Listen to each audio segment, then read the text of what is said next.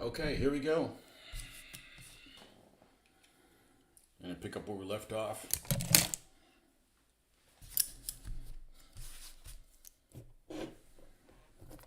Get these glue things out of the way.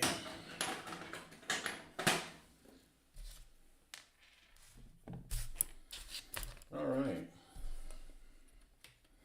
So we've done the wash on here.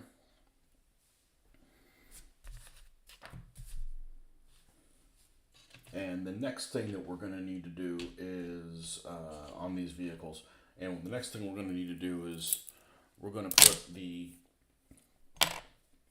these colors back on that we dry brushed on here. We still have the bow for us to do. We'll come back and get that at a later date.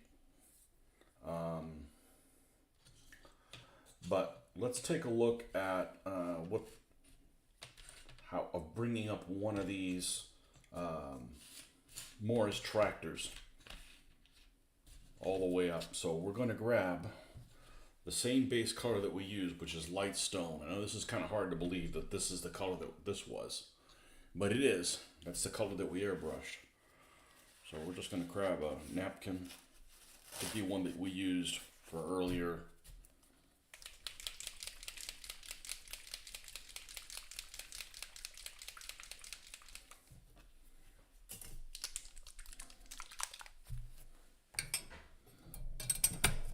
And we want to use a brush that, that we can dry brush with.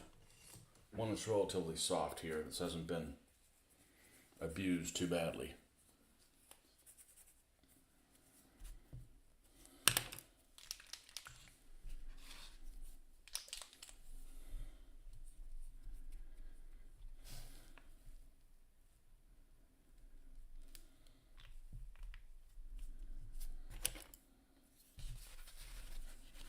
Let's use this size of this. And then we're going to get most of this stuff off. This is extremely bright.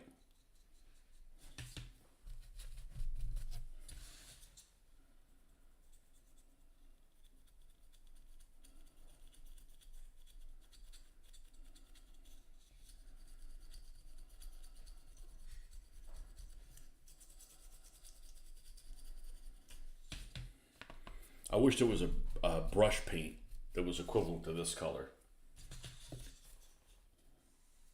because this is very watery. It's kind of a challenge.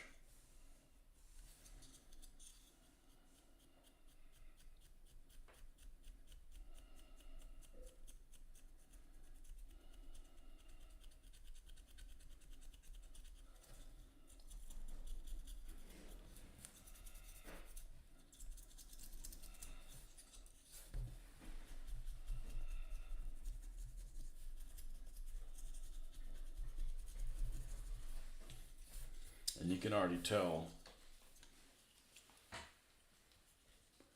the one we're doing the dry brushing is on the bottom. Hey Ben, hey, what was the name of that Kharkov 42? I couldn't find it. I couldn't find Kharkov 42. I found all kinds of other stuff. Operation Star, all kinds of things. Couldn't find that Kharkov 42.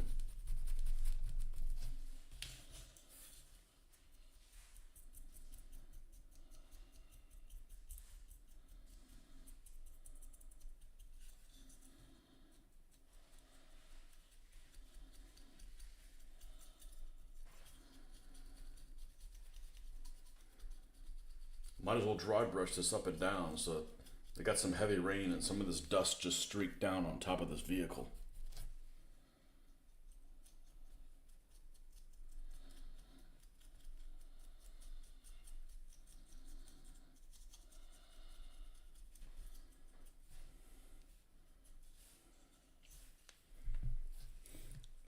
Messages, sometimes sight doesn't show in the shot for some reason. Okay. Let's see here. Oh, Steel Fury. Okay. Oh man, this is an old game. 2010. Vicious, you're in 10 thing. I'm just trying to know the meat grinder. Okay.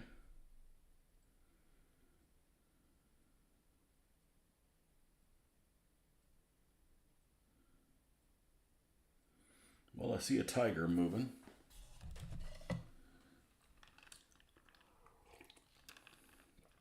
Looks pretty decent.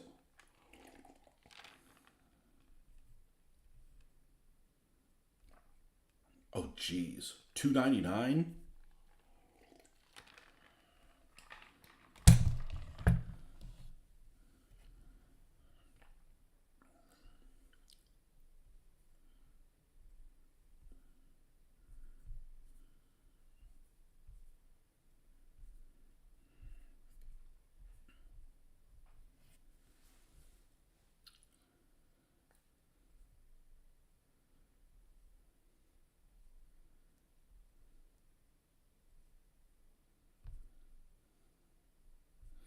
Okay, that seems like a no-brainer. That seems like a no-brainer. Yeah, I didn't see this in the store. Well, who's the manufacturer of it? Gravitine. Okay.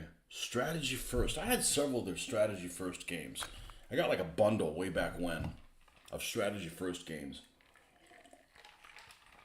including one that was a flight simulator, one that was just I think that was part of the Strategy First. Is a flight simulator that was just all Luftwaffe stuff. And what was unique about that one is it started in the Spanish Civil War. So you start off flying like I think you might even start flying those Henschel fighters, whatever the hell those are called. And you can only play Germans in that game, which is kind of unique. I mean, I prefer be able to play both sides, but you can only play Germans. And then you get 109s, and you're fighting those the IL-16 Ratas, and it wasn't a great game. It was kind of glitchy, but it was kind of unique that at the time you could play something that wasn't available in other games. I don't remember what other games came with it, but that happened to be one of them.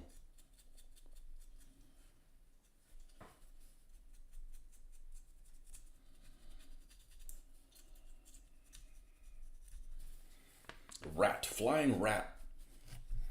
For it's worth a punt for that price. Seemingly, you need to edit one line of a text line to get it to work on some systems. Uh-oh. Well, I just throw $3 at it. If it doesn't work, well, then I want my $3 back. I want my $3.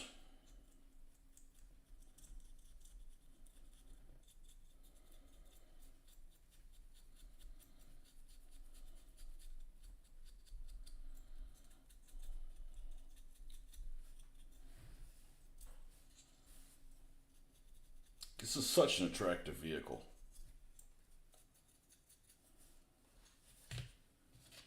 This is what you got. This is the dry brush one over the one that hasn't been dry brushed yet.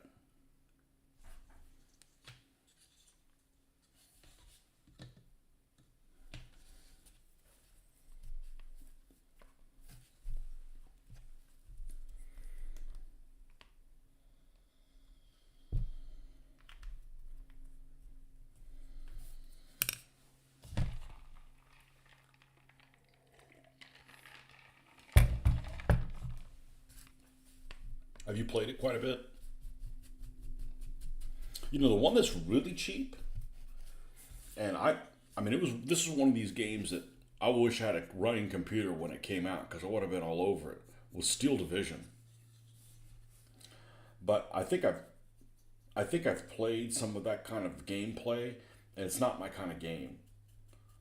You know, where you come in and you have to capture objectives and you bring other forces in and you're limited in what you can have them do.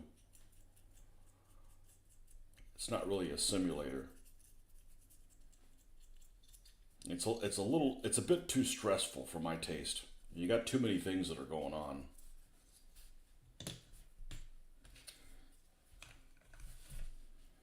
All right, so this one, when we put this roof, let's see which way the drippings are going to go. Is and drip off this way.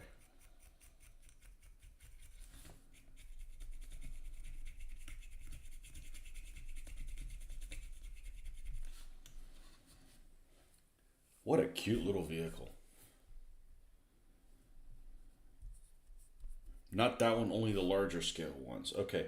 So it seems like this one is like you're only managing like one vehicle or something like that. there was a there was a game a long time ago. I don't remember what it was. It was on an I want to say it was on a Macintosh or something like that. I didn't have one, but I knew somebody who had one. It was something like Sherman Tank or something. And honestly, the gameplay reminded me a little bit of that old arcade game by Atari called Battlezone, where you're in one tank and you drive in and you see something in the distance that it might be, an enemy tank and it's like not facing you. And you have to go in and take shots at him before he starts turning around. And you zoom out and you go and counter. It's just, an arcadey type game, but, that's all we had back then. You could only play Sherman tanks, and I don't know if you even could play different kinds of Sherman tanks. It was just, that's all you could do. But at the time, I really wanted to play it because, like, man, I want to play a tank simulator. And I've had a couple of them that just never ran right. This one by Microprose called Across the Rhine never ran right. Another one called something Tiger. It never ran right either. No, Panzer Elite. Panzer Elite never ran right.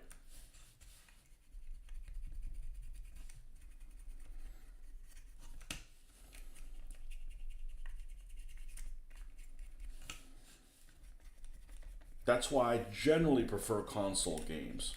Not because I want games to be simple, but everybody has the same hardware, right? So they can design a game that technically can run smooth because they know what kind of hardware you have because everybody has the same hardware. Like you'd have a game that maybe you don't have enough RAM or it's recommended to have some RAM, but you don't have enough or your processor isn't as fast or all those little variables they can have because every system being different. As opposed to you get something for an Xbox 360, everybody has the same Xbox 360 kind of thing. But one of the games that I really thought that there's a couple of games that just never really took off. Like they didn't seem like there was a really big audience for it, or a lot of people never knew about them, or it just seemed that way. The zombie game State of Decay. You're the only person I've run into that's ever even played that. That I've interacted with. There might be a big community of folks, but I don't know about them. And then the other one that was also the same way was this game called what was it called? Something Hill 30.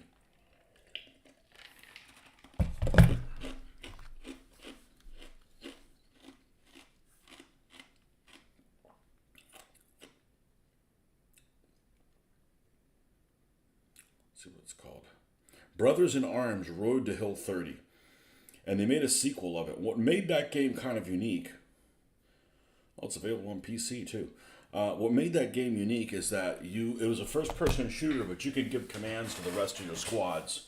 So while you're pinning somebody down, you can send guys around to other points of view, and they'll crossfire and do things like that. So there's some tactics that you can do on a small level that I had never seen a game that could do that at that point.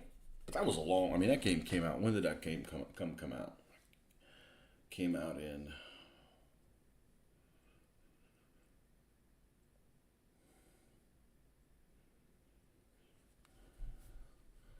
early 2000s or something like that. Road to Hill 30 was used to create scenarios in a 2005 History Channel special titled Brothers in Arms. In most levels of Brothers in Arms, the player is given command of one or two separate 1 to 3 man teams, with the exception of several sections in which the player is not in command of any unit. There are two types of teams which are automatically provided before each mission.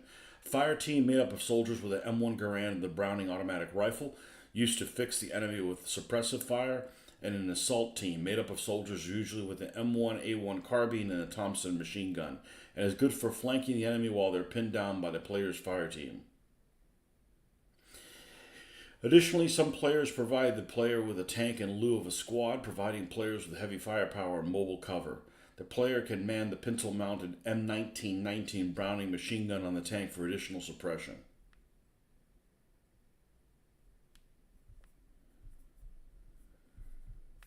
Yeah, I thought it was pretty darn unique at the time.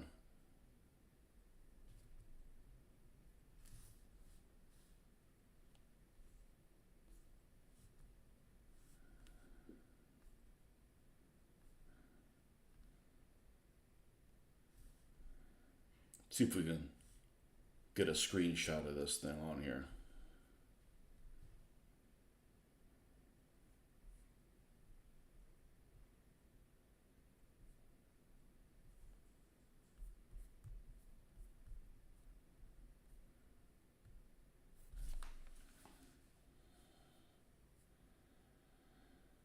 Yeah, so here you are, you're running a Garand, and you've got symbols on there that represent the threat level of enemy units. So like this, I believe this shows the suppression level. So I believe these guys that are red are like really active. Looks like your guys in the squad are like half suppressed. Played the sequel Hell's Highway. Yeah, I played both of them. I played both of them. Hell's Highway never ran smooth. Hell's Highway never. I thought they were freaking great games. I thought they were great games.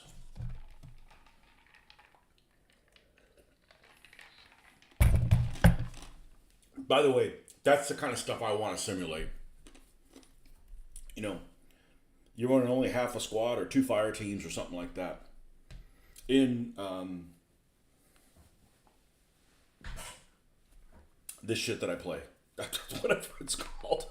That's what I like to simulate. Because it's like personal, You don't want to play like a only one person because, you're a small piece of the puzzle. But, yeah.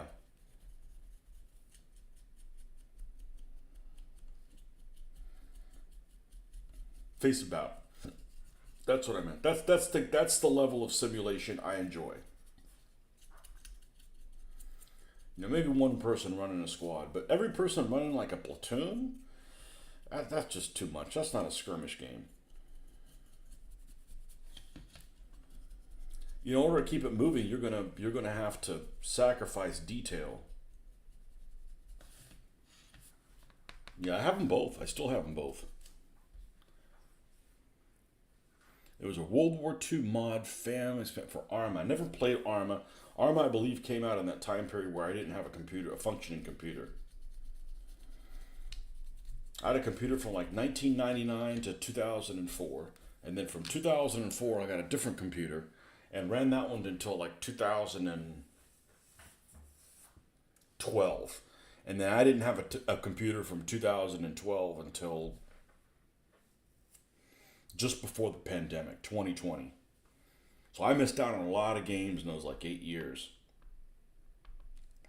And then they come out and like, man, this game's like all old and shit. Like I don't want to play that crap.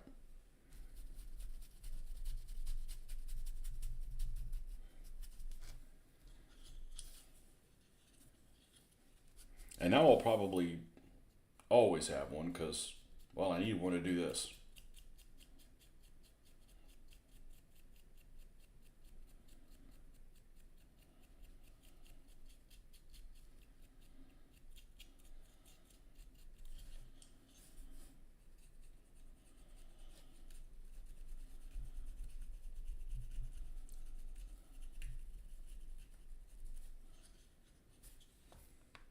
Yeah, I never played Arma. Yeah, Arma was like a modern game, wasn't it?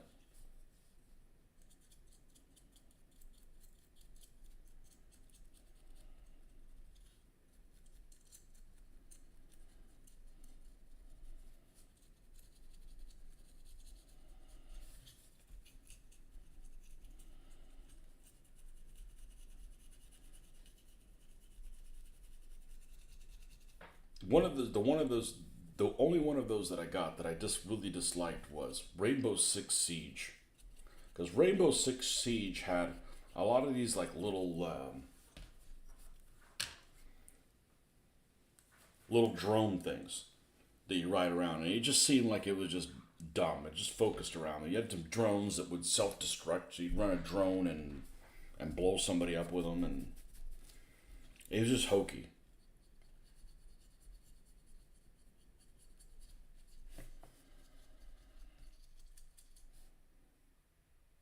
Arma 3 is sort of a bit of the near future. Yeah, I know somebody that was really into the Arma one. He said something about he was hiding in a dock, or I don't know, something he was saying, but I've done all that stuff before. I've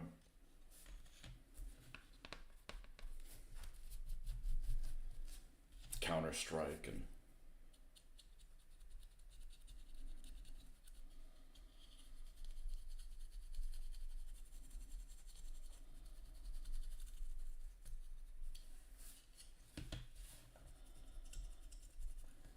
I guess if I'm going to seal this up, I should probably look into doing that.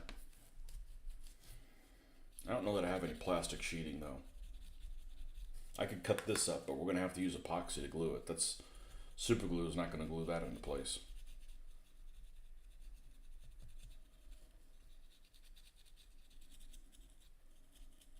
I'm pretty sure I don't have plastic. Pretty sure I don't have plastic sheet. Wouldn't be in here, would it?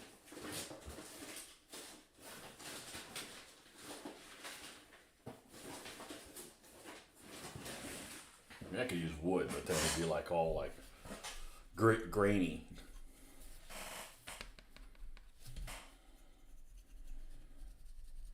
I'm sure I can come up with something.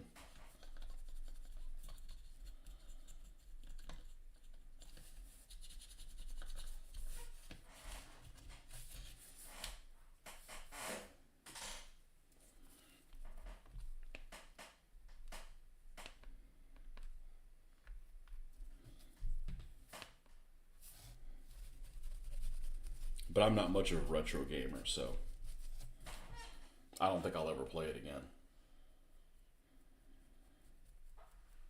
But what was that? Splinter Cell. You go in behind enemy lines, and you had a Beretta pistol and one magazine. That was it. You had 15 rounds. When you ran out of those 50 rounds, it was over. Couldn't get more. You couldn't take weapons off guys that you assassinated. That's not my kind of game.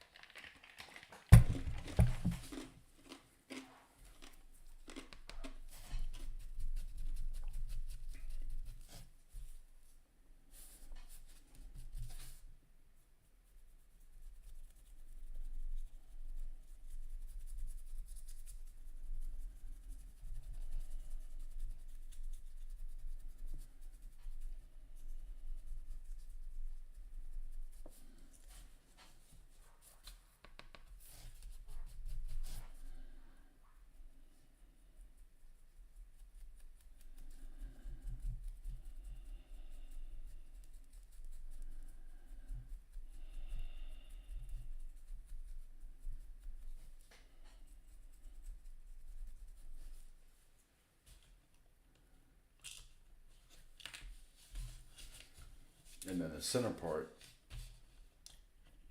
just fits right there.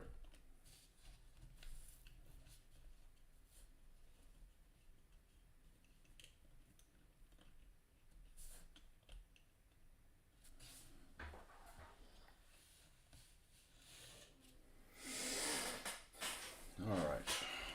What else do we have that gets this color?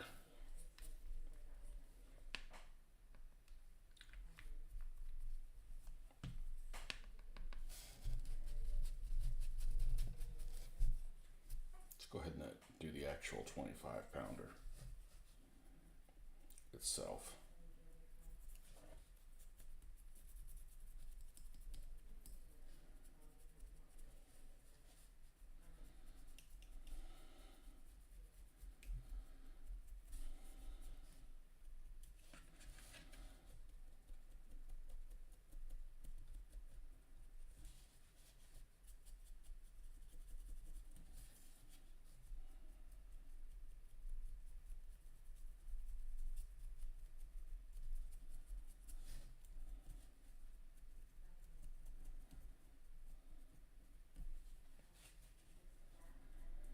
But there's other games that I just don't have the tolerance to play them for a long period of time. You know, even something like that was a lot of cool when you get it, like the Division.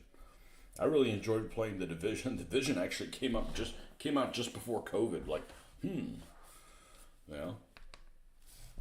But you know, you end up fighting these bosses that are just bullet sponges.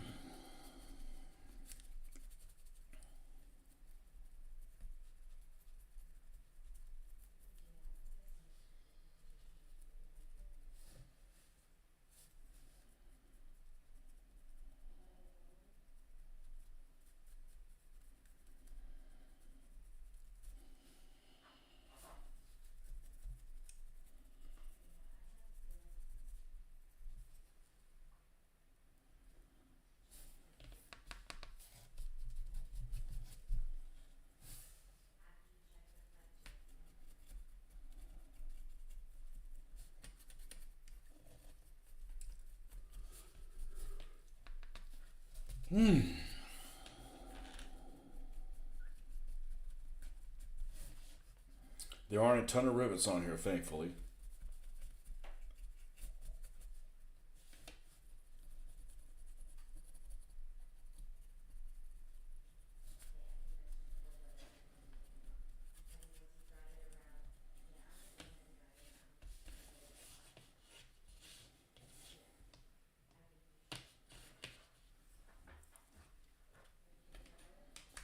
Pretty decent.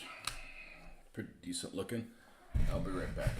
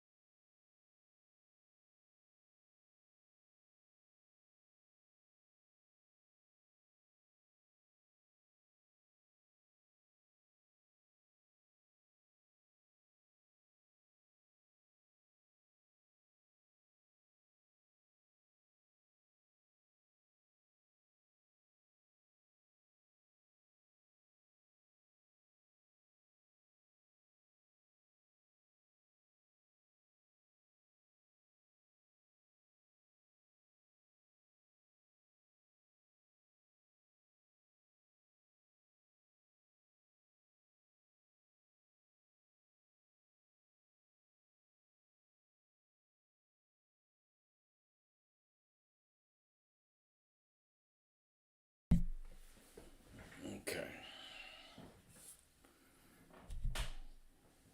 Yeah. So what we're gonna do is we're gonna do that.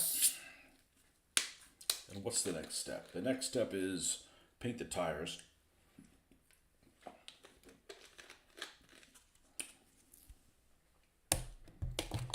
Find out if these little seats are wooden or what have you. You know,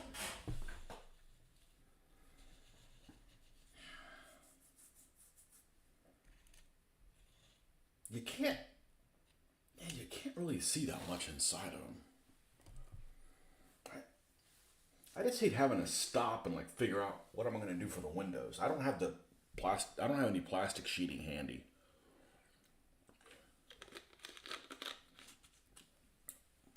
I can cut this up, but it's very looby.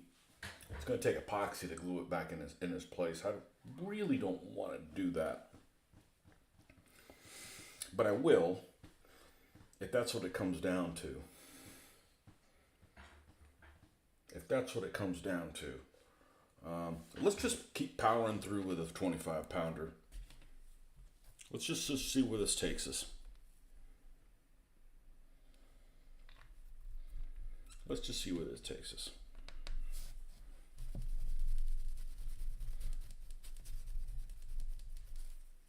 I think it'll take longer it'll take less time to fix the window situation, like build a window for this thing, than it will be to paint a crew. And even if painting the crew, I'm stuck with the situation. You got these two dudes on a date in a war zone, and and they need to be out fighting on the cannon. So you can't just have a couple guys just sitting in the cabin, just looking at each other, or even something more distracting while everybody's on the business end of lobbing shells at Jerry's. So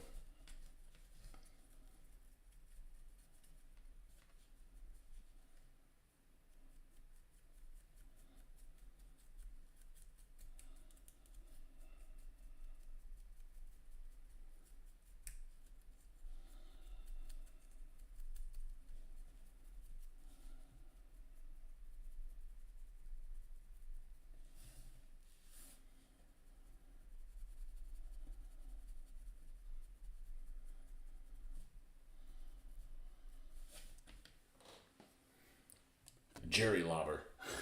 I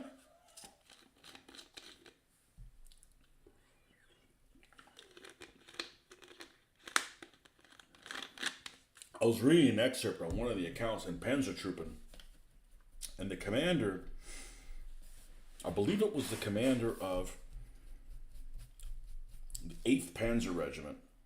So the Panzer Regiment that was the meat and the meat and potatoes of the 15th Panzer Division, Panzer Regiment 8. I believe his name was Kramer, and he was in a Panzer III Beflitz Panzerwagen, so a command Panzer III that had a dummy gun like a machine gun and extra radio equipment. And he found himself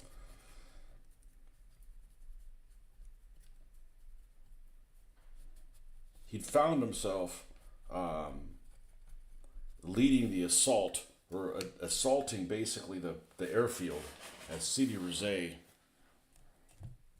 and found himself in the middle of an artillery position.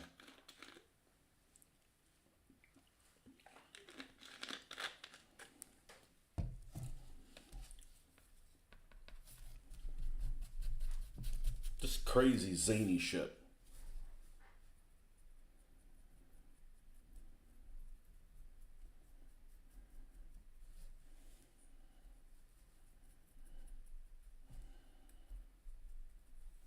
Crazy, zany shit.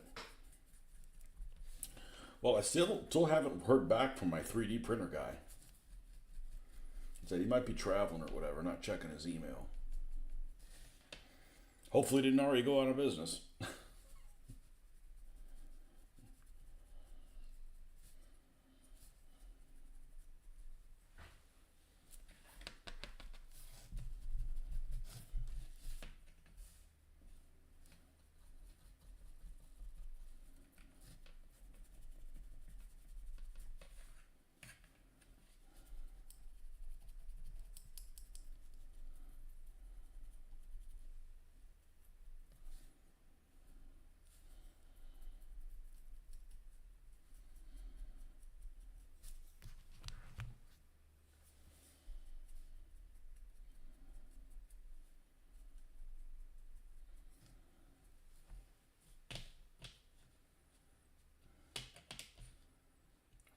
A bit front heavy there. What's up with that? All right, now the bottom side you're never going to see, so I'm not going to paint it anymore. I'm going to leave it as is.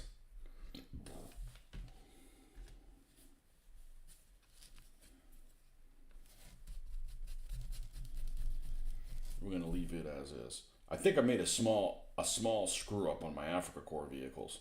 I believe when I did the half track, I had put the yellow ochre dry brush on before I did the wash. And I've already washed it, so, but it's easy enough to fix. Doesn't have to look exactly the same as that.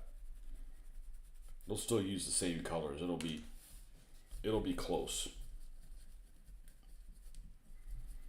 That reminds me, I need to message brigade models over here about printing their World War I armored cars in 1/76. What do they make? I thought you weren't doing 1/76 scale. I thought you were doing 15s.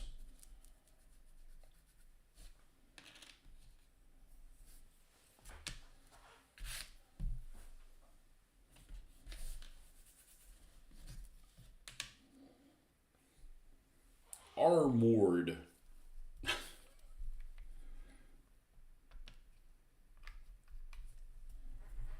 Yeah, I decided not to get any Rolls-Royce armored cars. We'll do the 1940 stuff a little later.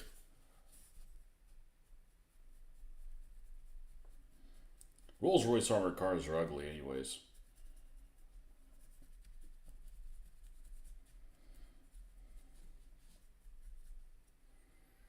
Oh, to go to the Tumbling Dice World War One. Okay. What do you think of those Tumbling Dice World War One figures? You like them? The pictures I've seen, I really like them. They have a unique style, and I like that unique style that they're done in. Especially the French with the kepis. They're cute. They're really, really cute.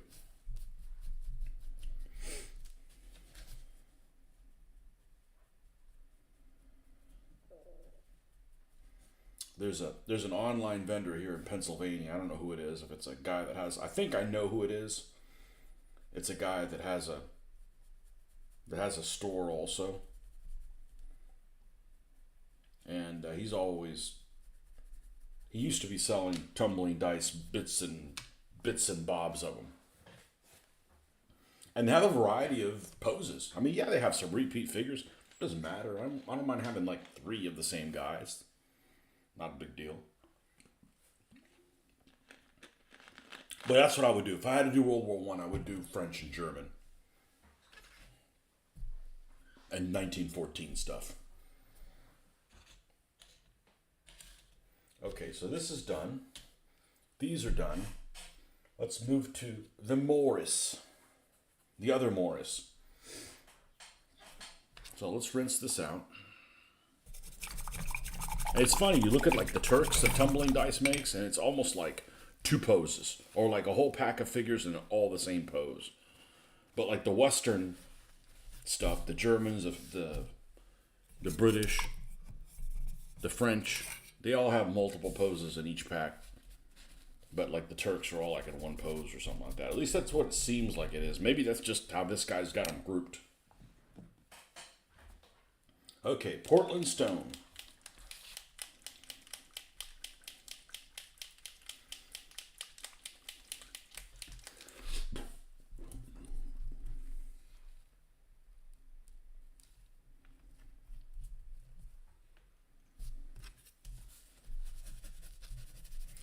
There's a game that I was looking at getting called Trenchfoot. And some people like love to rip on like the cover of the game because the guy does look kind of dorky, you know. Trenchfoot. But it's one where you're running like a squad or something like that, and you have to pre-plot everybody's entire move. I think it's Game Designer's Workshop. Might have even been a game by Frank Chadwick. Might even be a Chadwick game. I think they do like 8 poses of riflemen, and every country shares them with their own uniforms and arms. Well, that's pretty decent. Like a guy like squiggling on the ground. Look out! The swiggler coming! The swiggler is coming. Like this guy. This guy's squiggling with a Bren gun.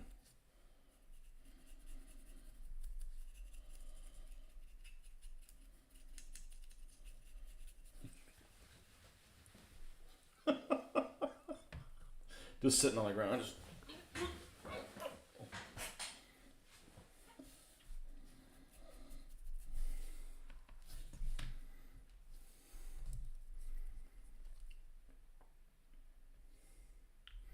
I still don't have a use for that German guy in the German infantry set from Airfix that has his face covered.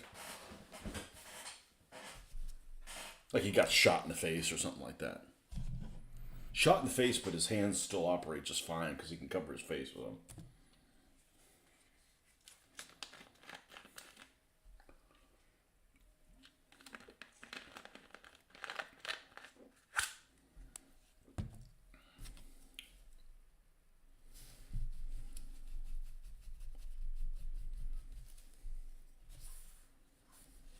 Or at least the packs this guy was selling seemed like all the Turks came like in one pose.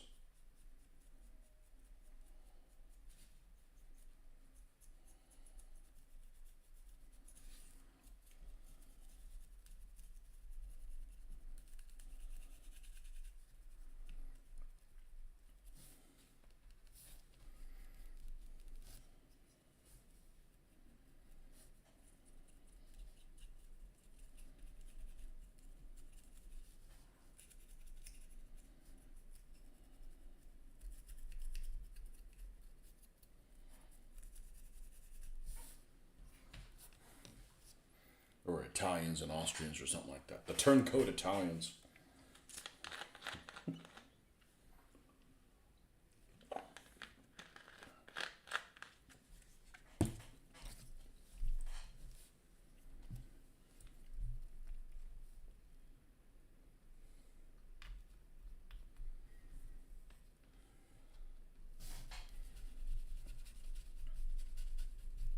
If I was big into World War One, the only thing I wouldn't do Americans. I wouldn't do Americans in World War One.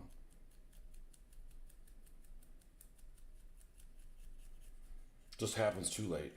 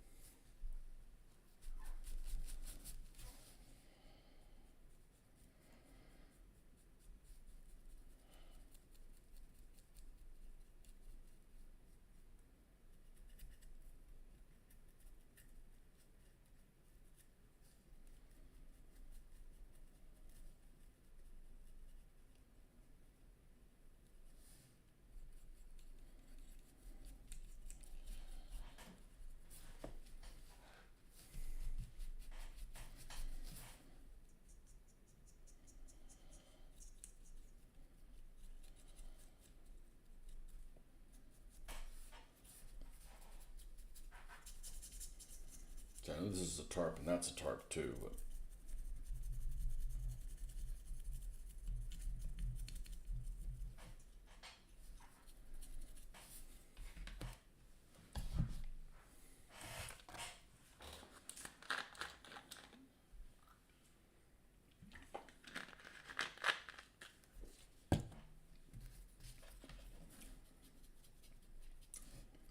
one of the most annoying things that I've seen in any model kit was that they made you build this bumper that's made of, I don't know, 5 different pieces or something like that.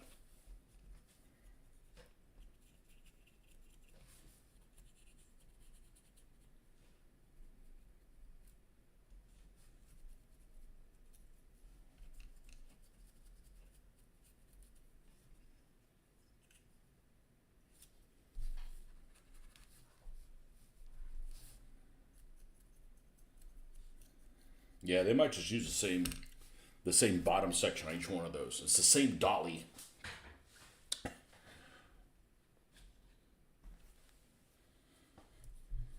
Only World War One figures I had way back in the day that I can remember out of white metal were the minifigs ones, and the minifigs ones aren't very impressive. I don't dislike minifig stuff, but all minifig stuff isn't the same, and the World War One stuff is just not. I don't think it doesn't appeal to me. It doesn't make me want to say, "Oh, paint me."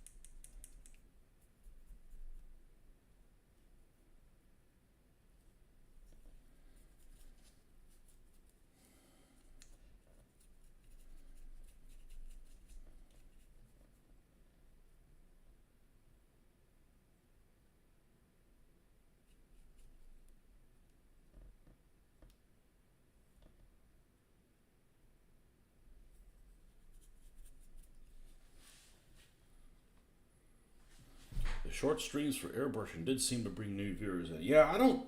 It's only 15 seconds.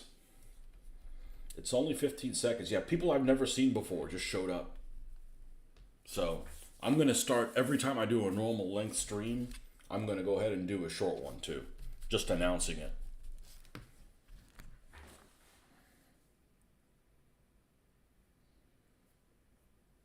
Let's see.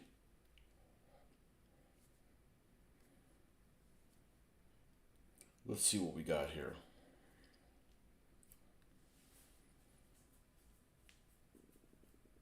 Yeah, 4 likes on it. Like, what the hell? That's like huge. It's only 15 seconds long. You know, like 15 seconds seems like, well, that's not that short until you're trying to say something.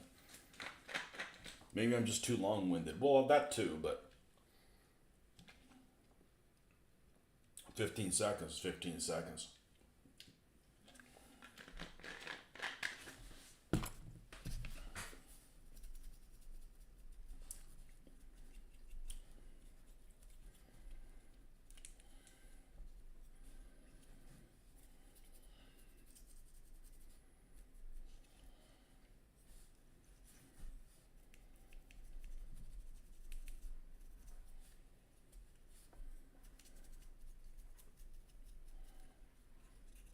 Yeah, people I've never seen before, which is fine, great.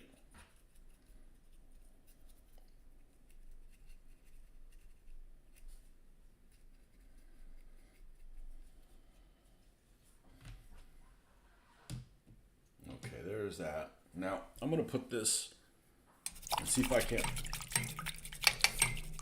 screw this up. Now you know what? The Germans can wait. The Germans can wait. But I am gonna go ahead and give this Beaufort a wash,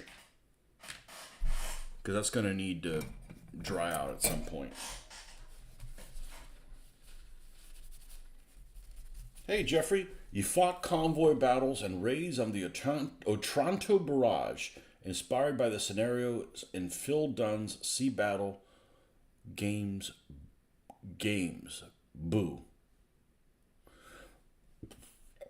Sea Battle Games, boo. Otranto, yep. That's 1918, isn't it? That's like the last year of the war. I had Italian ships and Austrian ships for First World War. Never painted them. I got them from this silly, crappy company called Panzer Schiff. Not crappy. The company might be fine, but the models are uninspiring. Many of them are uninspiring. Now GHQ make them in a 1/2400 scale. And, yeah, just for something different.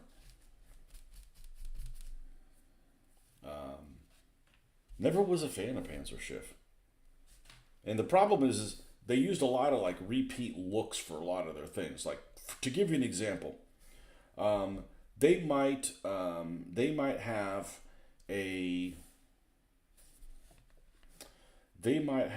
the turrets on a Kaiser class battleship, which are 12-inch gun turrets, and the exact same turrets end up getting used on some other 12-inch round armed ship. And they're very, like, almost like they're carved out of wood. They're not very detail oriented. I don't know, just a bit generic looking. Now, I've got I've got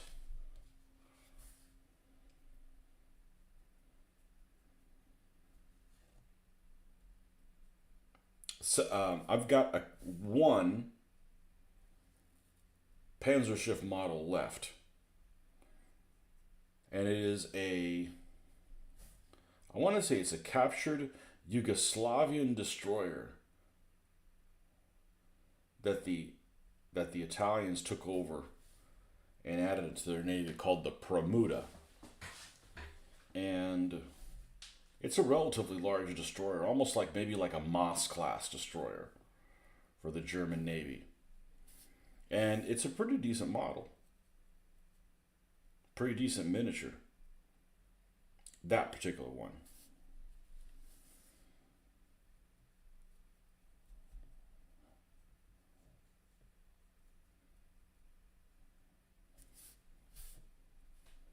that's the only one I kept. I sold all my other ships. I kept that one because it was nice and it was like, well, if I ever needed to get back into it, this one's painted well in a modern fashion. One of the last It was one of the last ships I painted, and I just held on to it.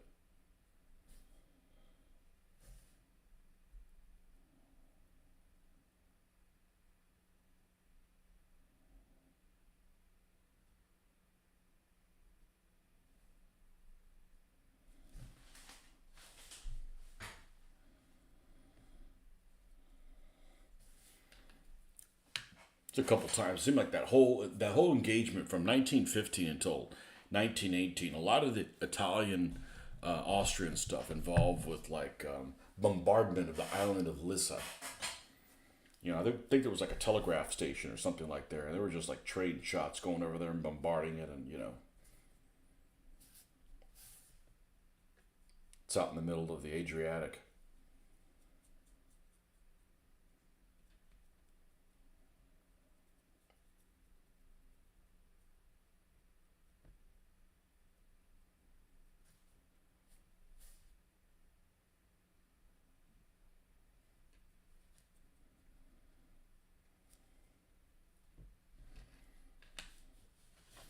There's half of this painted.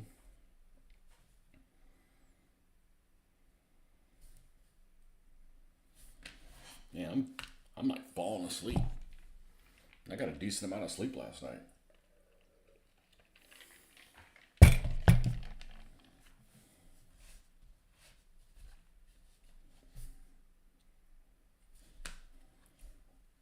So I got to figure what can I pull out of my nether regions to be able to cover those windows with. I don't have any sheet plastic. I could use one of these tops, but I have to epoxy it or what have you.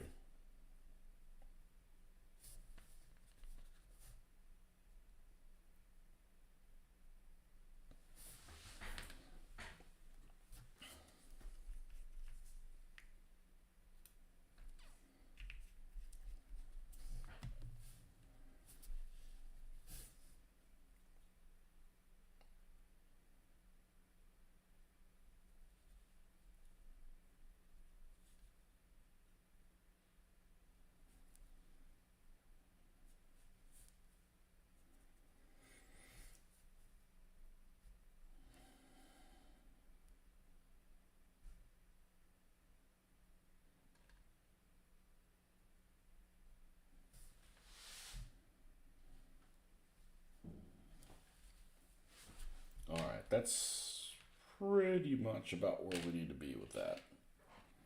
And then we're just going to grab the bofers by the tip. Mind the tip.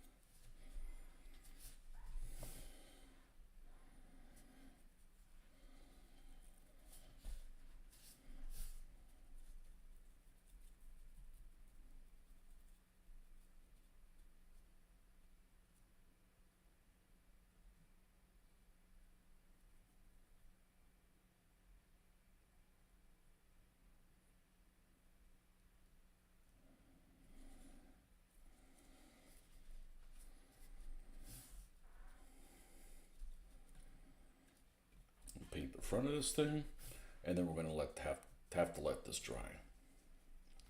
Just the nature of the game. Weren't a lot of people out in stores today. Of course, we got there really early.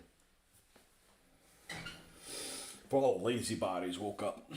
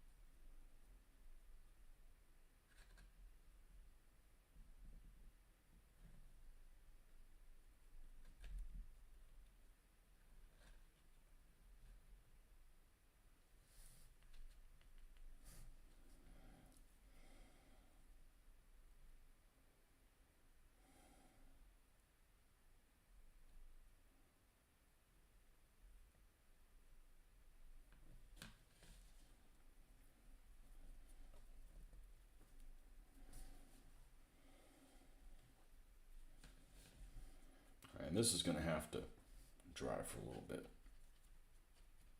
Probably won't be able to mess with this later today. Still be too wet. Just going to set this off to the side.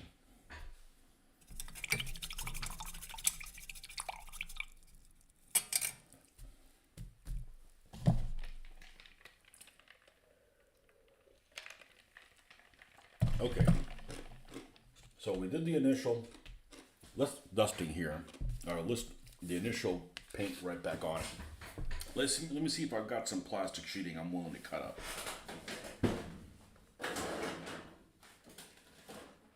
That's way too thick. Oh, you know what I can do? I don't mind using this stuff at all. I use one of these cards. Should be able to cut okay. I'm going to use pink. It'll be easier. This should work just fine. This should work just fine. The stuff is damn near free, so.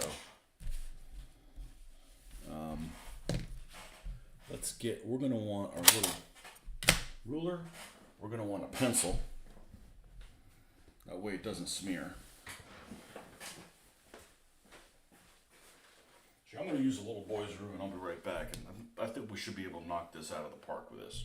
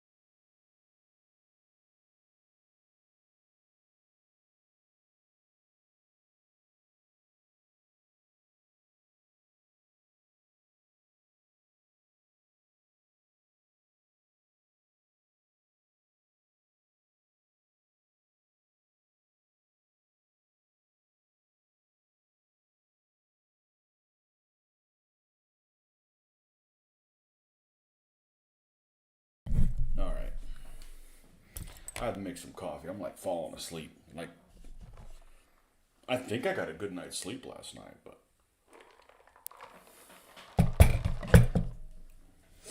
Alright, so. Oh, this is metric? Screw metric. I mean, screw non-metric. For these little dimensions. Especially for these little dimensions. This one has both.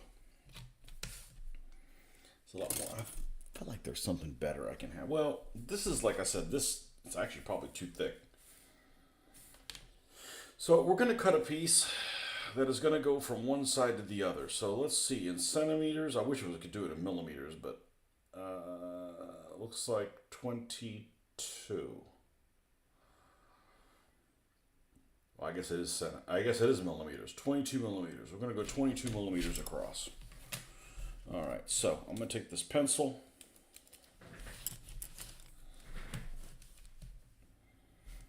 I wish the corner wasn't rounded, but we'll just have to estimate it. We'll estimate it. It's about right there. So we're going to go 20. Let's make sure I don't make it too short. Let's go 23. And then we're going to come over this way the same way, 23. Well, I could just... That's why you use it square.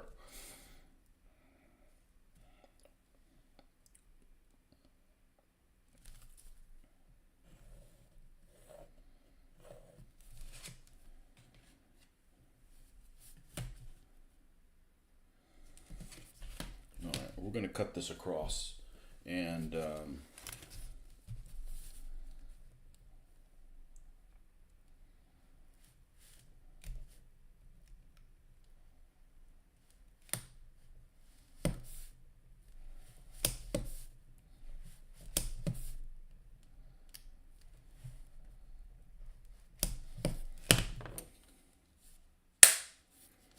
it doesn't have to be perfect. This is all going to be hidden. Doesn't take anything to lose the tip of that. All right, and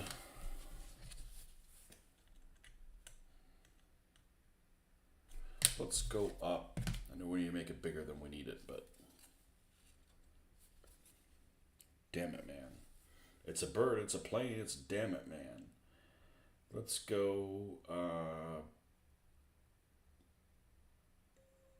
7 mil. Hell, make it 8 mil. I don't mind having to cut it down, but like, okay, well, this is no good. Isn't going to work.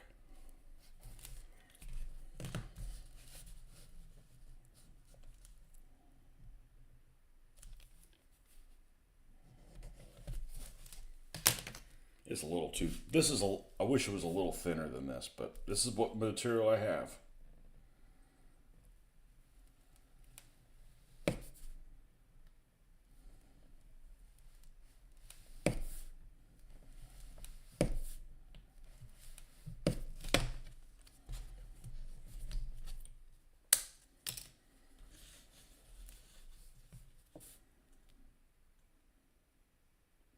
Oh, cut it the other way. Well, I'm half freaking asleep.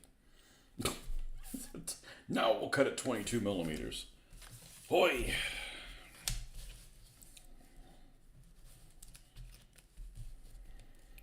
We'll cut it 25 just to be safe.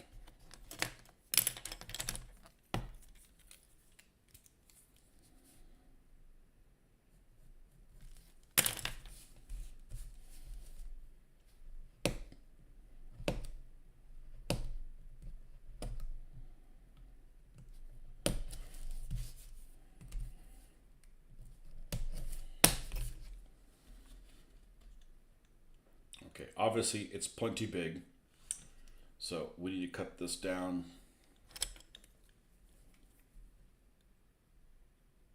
about right there.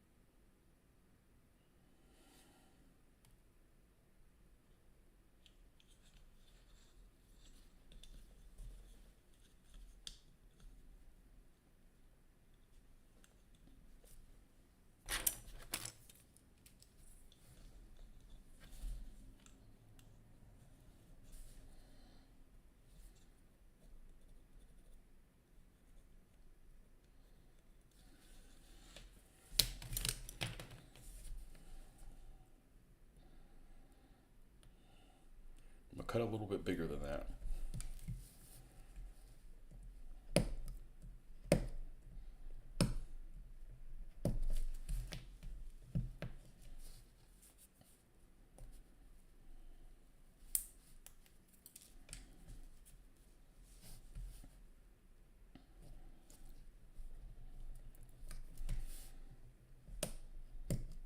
I may decide, you know what, fuck it, we're going to put the cruise in there.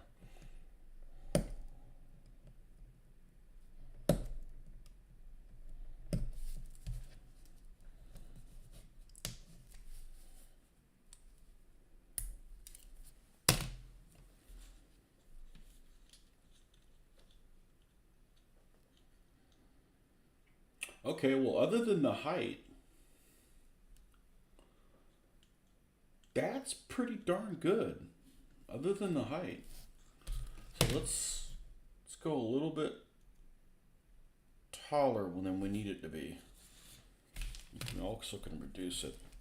And then what I'll do is I'll actually make, if this is good, I'll actually make another one. Dang, it's cold as shit in here. Not a complaint, just, you know, I'm also drinking iced coffee, trying to wake the hell up.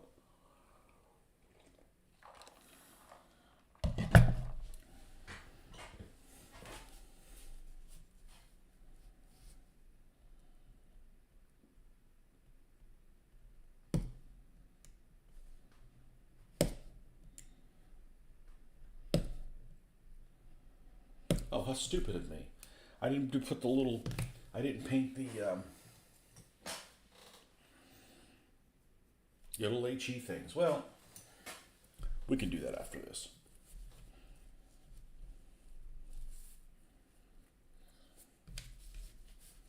We can do that after this.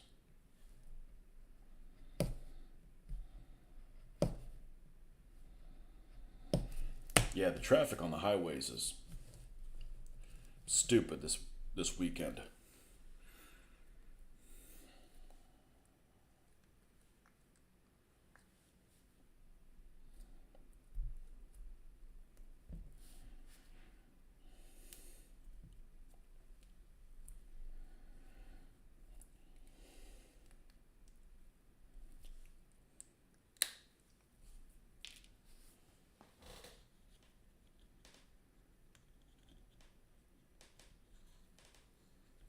Now, let's take a look at this and see exactly how this closes in on it.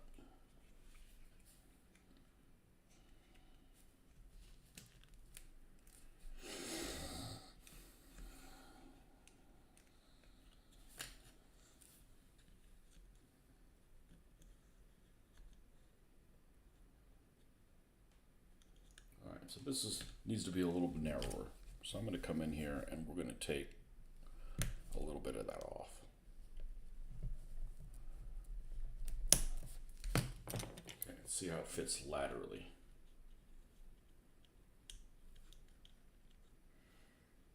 Okay, we're good fitting that laterally. We just need it a little shorter. Yeah. We'll come in and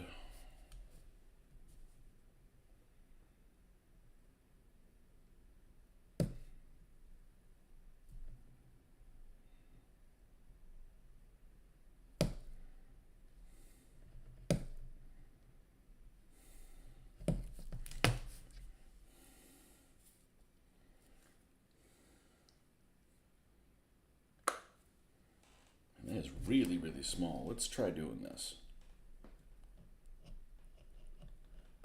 There you go, that works. You work pretty well.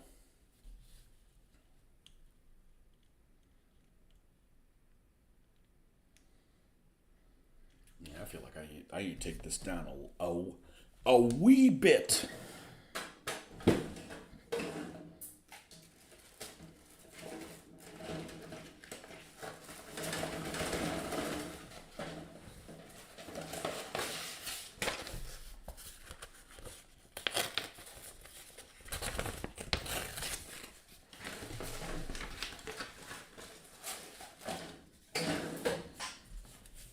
Guys need to remind me if I'm ever looking for those Italian troops, they're in that drawer where they shouldn't be.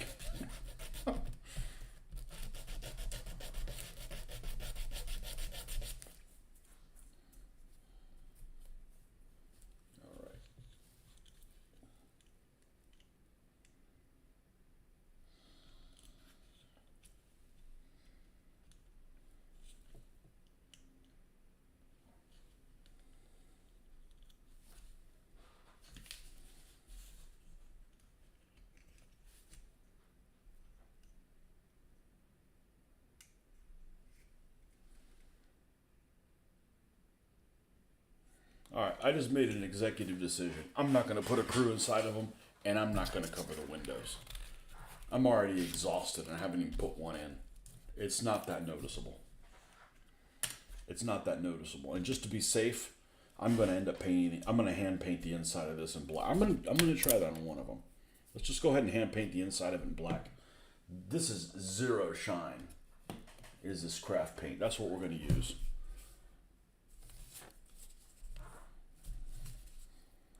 And you just get to the point like, why am I spending this much time doing this shit? Like,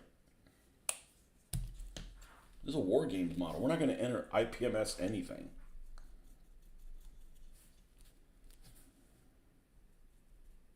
It'll fit, and I'm like, okay, I'm hitting the side window, and the side window needs to fit. I'm like, F this.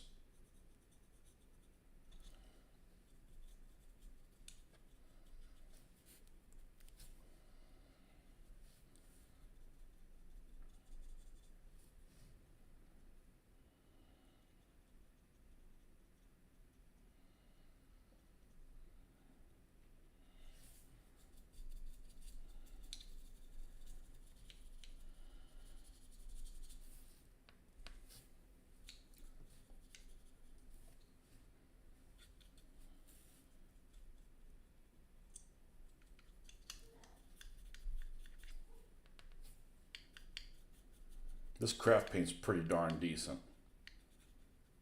This brand, which brand is it? Not the Americana, it's this Folk Art. Yeah, it's pretty thick and pretty decent. All right, now.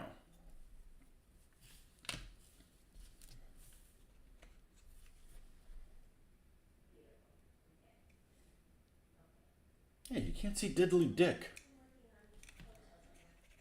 Maybe something all the way back in here, but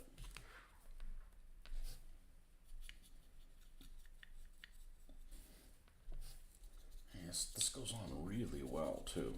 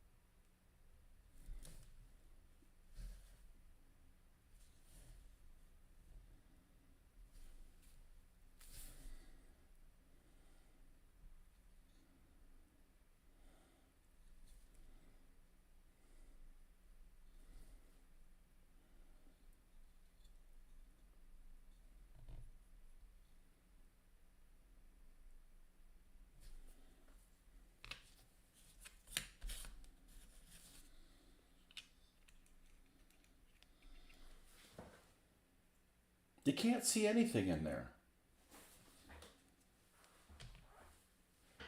Off you go then. Marcus, there you are. Missed you this morning. What's your excuse? Well, I contacted, what I was holding off on telling everybody was I sent an email to Chad to give me some pricing on the next stuff I'm looking forward to. Let me know if you want me to know what it is. I know you're gonna want to, unless you're a sadist and you want to keep the fun from yourself. I just don't know. I'm definitely gonna get multiple of these things. I just don't know what multipleness of it. What multiplicity of them?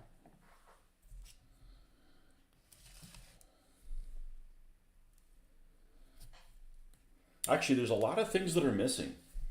There's a lot of things that I would have that I'm surprised are actually missing. I don't see an SDK of Z11. I would have picked up an SDK of Z11. That's, I believe, the half track that the 251 is based on, and they use it to like move the Pack 40 and shit like that. I knew would ask. Wife is leaving for California Tuesday morning, so we had a lot to do. Okay, you done now?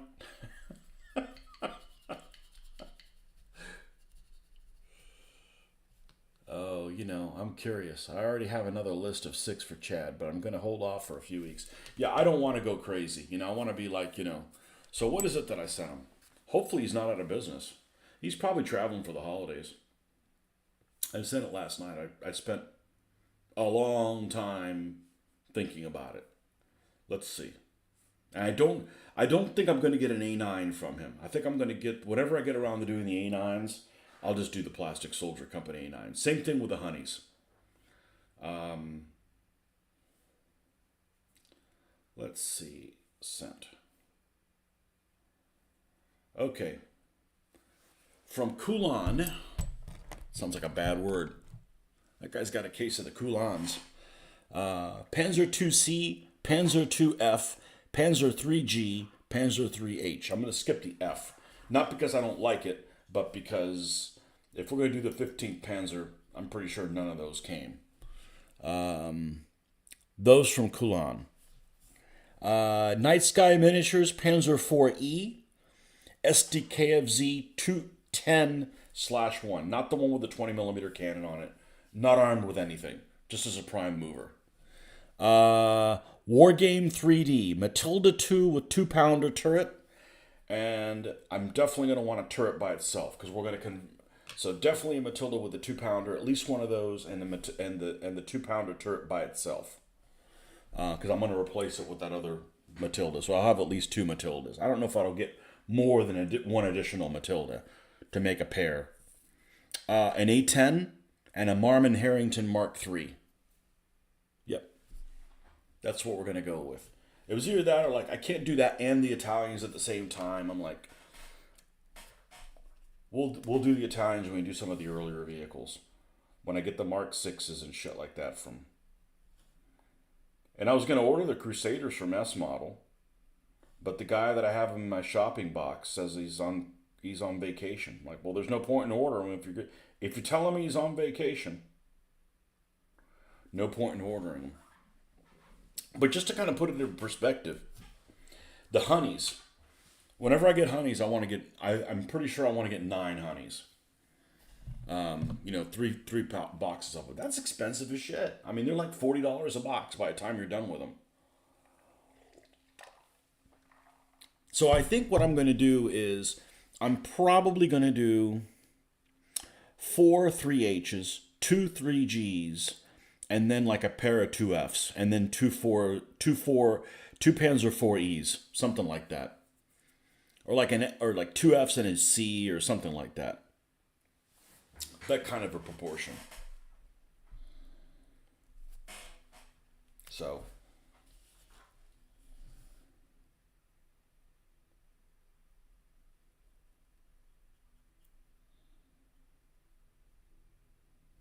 But to put it into perspective, to get 3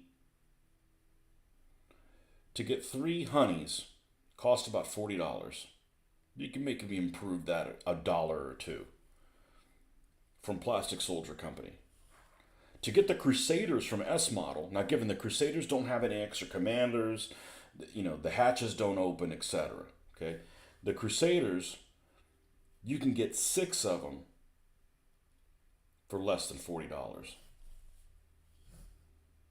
So,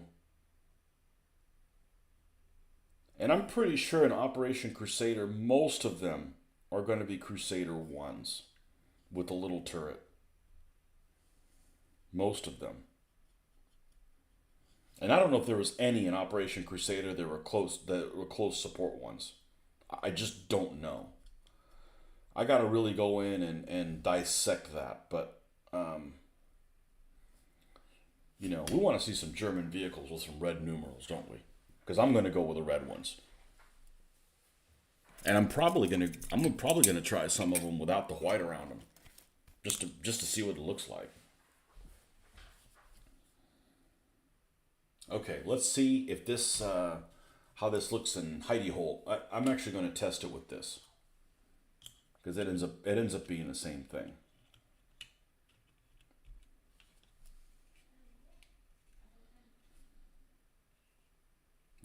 can't see a fucking thing in there. I was just, let's stop dancing around it and solve the issue. Okay, well the other one fits better. Not really. What a cute vehicle. What an adorable vehicle.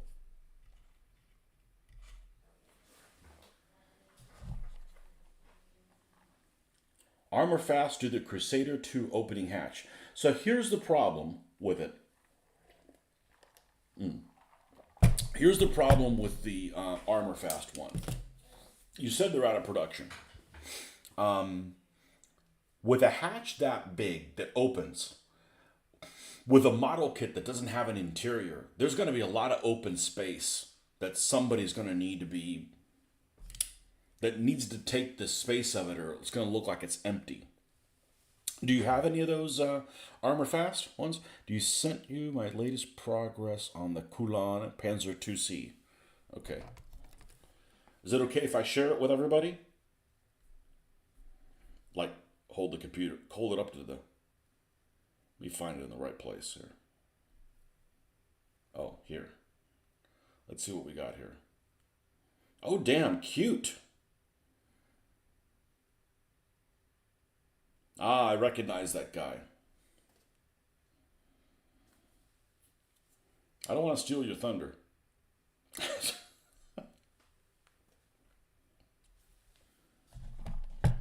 Of course, a lot more to go. Yep. No, there's always more to go. You got Civil War guys back there? I see some moo cows.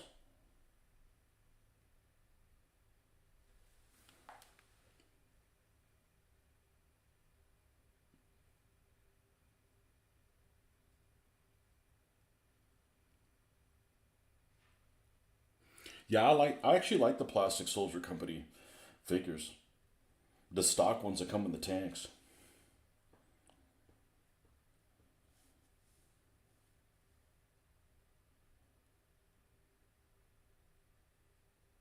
Did all those little bags and stuff, did they come loose or they come already molded on there?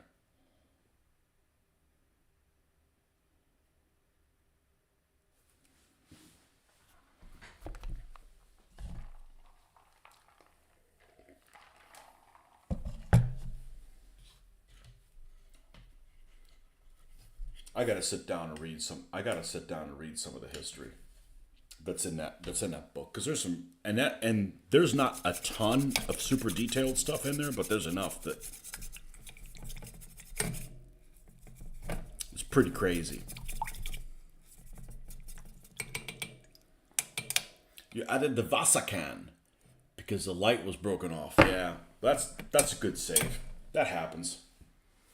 You know, this guy right here that came, this is like a 3D printed from SSS model from China.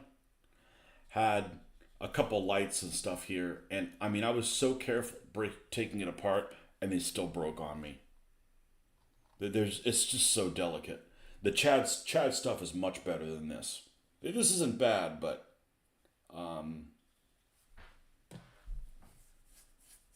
you know, everything came with except the PSC figure and the Jerry. Yeah, but did the bags come already pre-molded on them, or you were able, or they were loose and you were able to put them wherever you wanted to? You have 3 Mark IIs and 1 hull, which will be converted into a Crusader AA Mark I.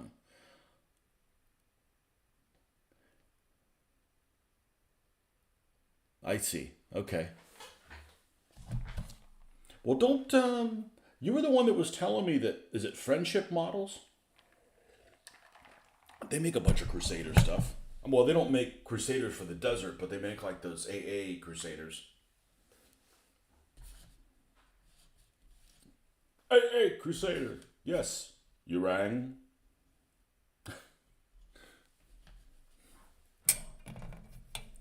Where is this little brush? Can you make the Mark One with the Armor Fast one?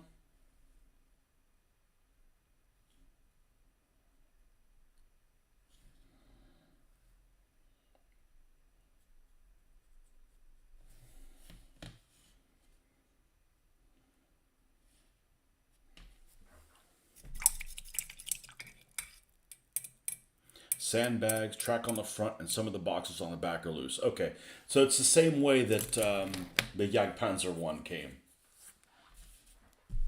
All right, so we've got the interior solved. I'm comfortable with it just being nothing but black inside there, except that we better cover these two little things that are showing. There, and we use the craft paint black because it's flat as hell. It's really, really flat. All right. So we got that. Oh, it's got little headlights. Oh, I can't wait to paint the headlights on there. Oh, it's so cute. Let's start with the tires. TYRES tires. And I could just use let's use the craft paint. Fuck it, we're here. Let's do it.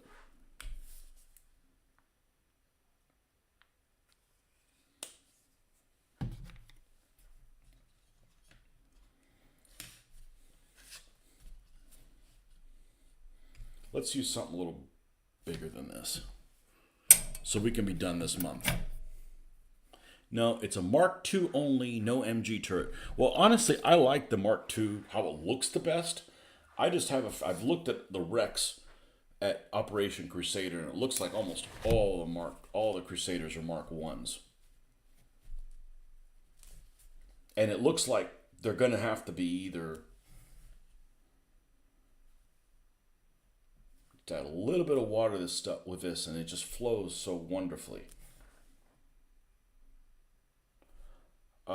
It looks like they're all non-camouflaged, or it seems to be It's hard to find a Crusader that's painted in counter. Supposedly, some of them were delivered during Battle Axe, which was in June.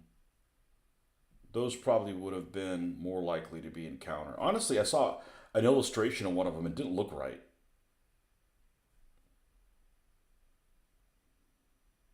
My favorite look to the Crusader is this light stone with like the black or the dark brown splotches.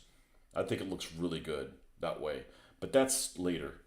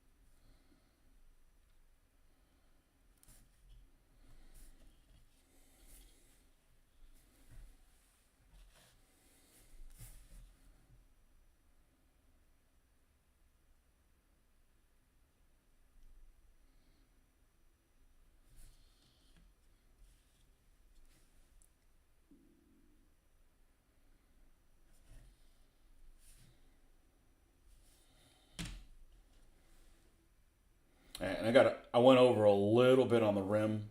I can either come back and paint that, or just when I end up dry brushing it, it won't make a difference. It's just a little bit over. I wouldn't have gone over if I'd used a smaller brush, but I said we'd like to be finished. We'd like to be finished this month. And I believe this is a window here.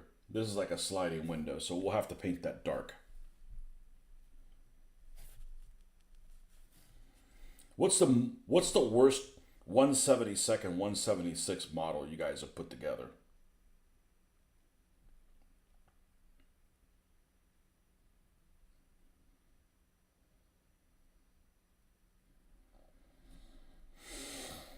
I got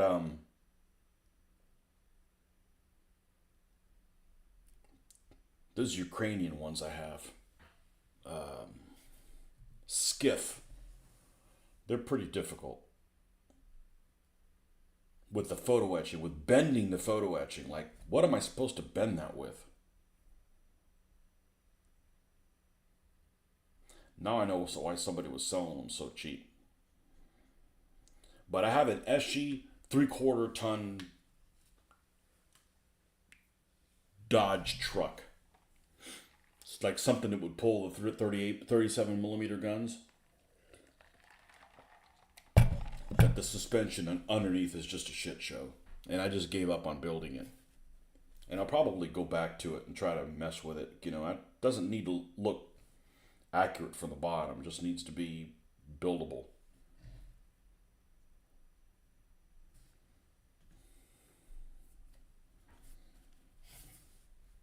I'm like, if I'm having this kind of trouble with this stuff,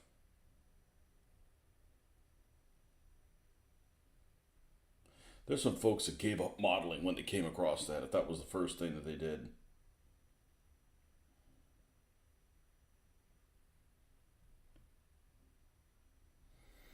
Although I think that's pretty unlikely that would be somebody's first choice as a model.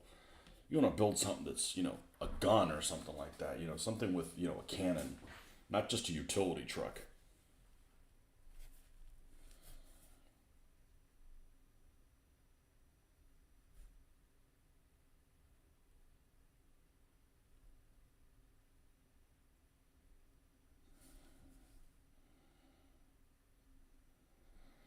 What about those the Italeri M1340s? Those any good? Oh, they have an AA machine gun, and that's rather bold giving them that.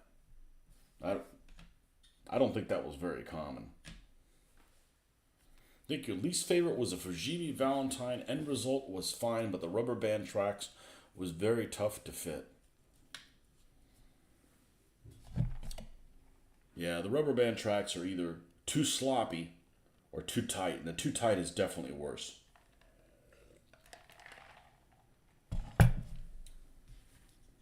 The too tight is definitely worse. I had one that was too tight. I forgot what it was, and so I'm like, "Oh, I'm going to put this in boiling water," and the water was too hot, and it melted a little bit and got even tighter. I'm like, "Great, thanks." Which isn't that bad, because if you put it on a stand, you can hide. You know, as long as you have it going over the top of it, all the bottom can be like hidden in the muck.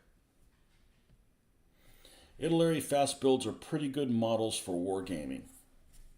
I saw someone that did a comparison between the I want to say it was the Italeri, the Eschi model, and the fast builds, and it left me not wanting to do the fast builds. And they're not cheap.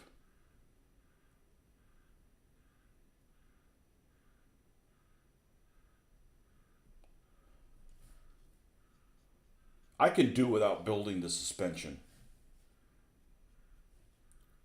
That's just, troublesome. I could do it, but my time's better spent doing other things. The Airfix allows you to do both the Crusader 1 and the 2 or the 3. They provide an alternative hatch to put over where the MG turret was so you could interchange them. Sadly, out of production now. And it's got rubber band tracks you got to deal with, doesn't it?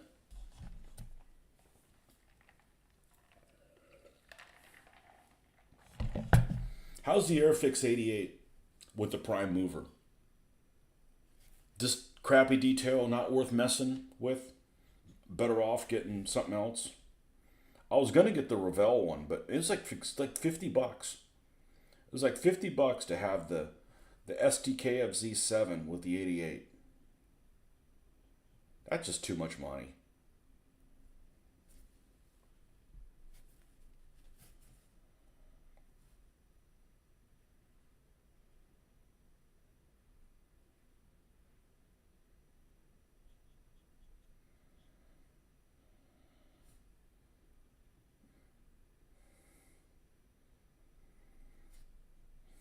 Just seemed like it was just too much money for that.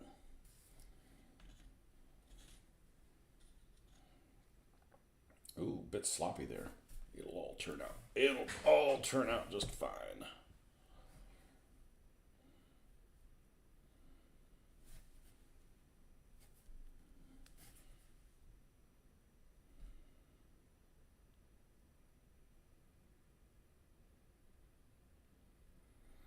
And I have one Airfix Churchill that I lost something on it and gave up. And it's 176. It looks too small. The barrel looks too small. The barrel looks like a 20 millimeter cannon instead of a 75.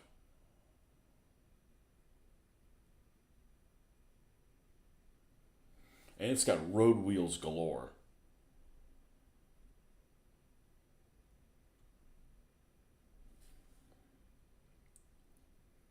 I'd rather spend my time painting rivets.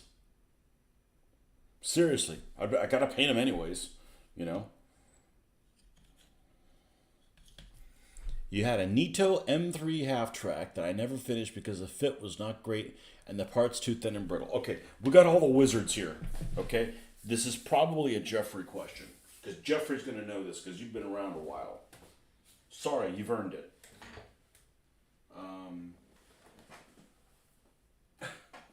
Let me find this thing. Tell me who makes this kit. I got this as a hand-me-down. So this was already built and I salvaged this thing. Where is she? Where is she? Where is she? Man, and most of these things need to be black-lined. They don't need to be. I choose them to be black-lined.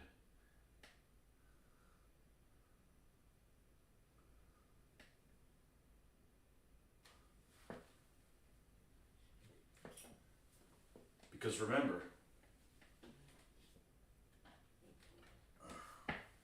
black lines matter. They can. This thing. I want to say this is like an RE or something like that. It has these side doors. It's supposed to be an F2. I guess it's supposed to be an F2.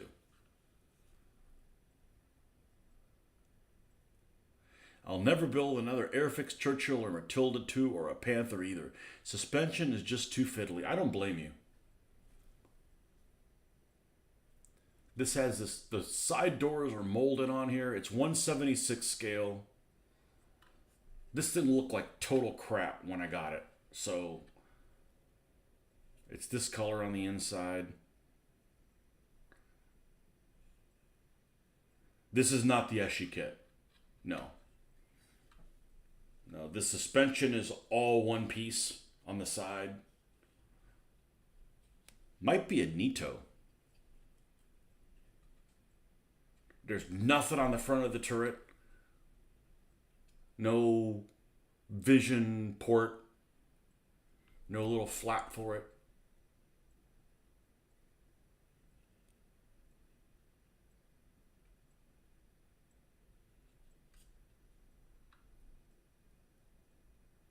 The tank turret is off to the side. They at least got that part right.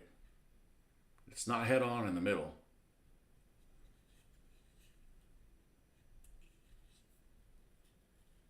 Any idea who makes this thing? I want to say it's that one company that has a beautiful artwork on their vehicles. Like their boxes have really cool artwork.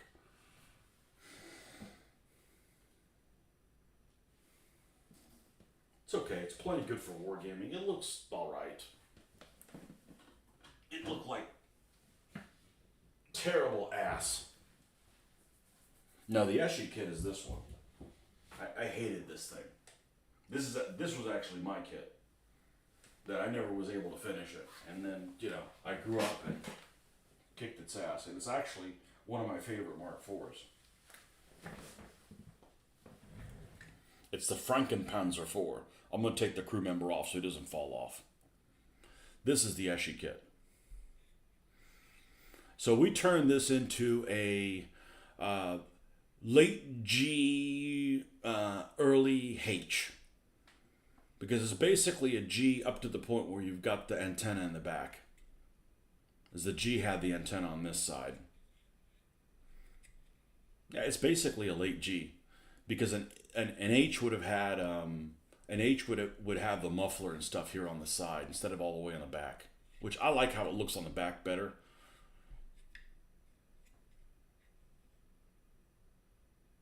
We had to get really creative with the tracks to make them look like they were. Yeah, I put pins in there. You can see that they're there if you're looking, but if you're not looking, you know.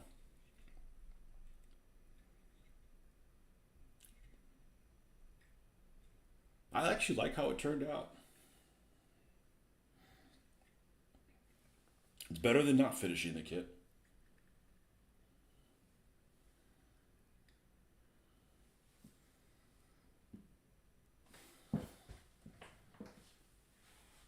Curse period Mark 4.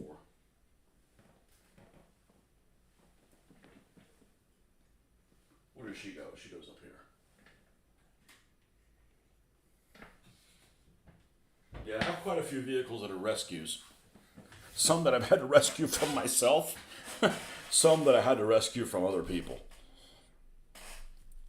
But I don't think I'm going to do any more rescues. It's just not worth my time.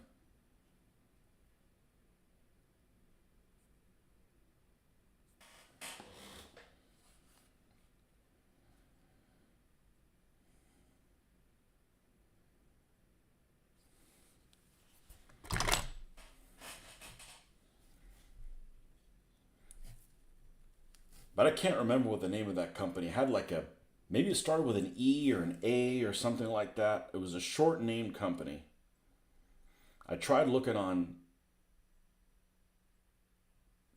Scalemates to find out who they were.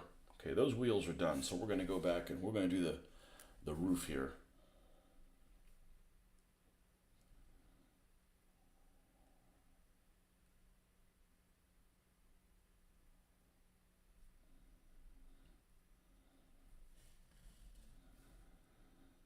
And I'm not going to finish the M10. I did not build the M10. So I've got all of his stuff done except the M10. The reason I'm not going to do the M10 is I want more of them. And I'm going to buy the black dog, red dog, maybe both for the gypsy caravan look. And I just don't feel like spending another $20 right now and not getting another. And it just sends me in another different direction. So we can wait on that. We can wait on that M10. She's sitting right over here, painted black. Well, I'm doing a slop job on this.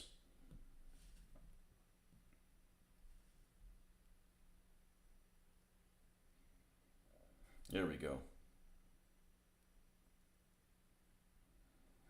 The rim on it is like almost non-existent is the problem.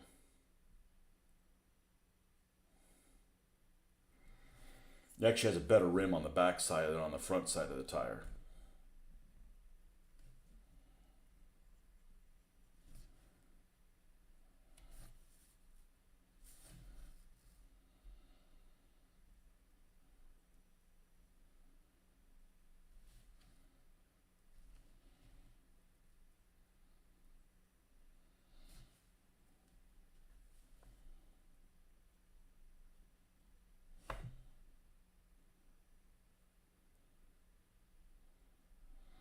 I don't remember what the Airfix Panther looks like. That one that I saw, or that had a Matchbox? I think it's a Matchbox Panther. Okay, so that's this painted up.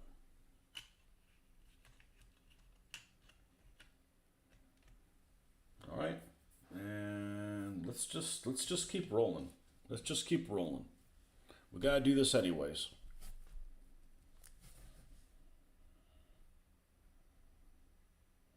Oh, this has got a rim on it. Good.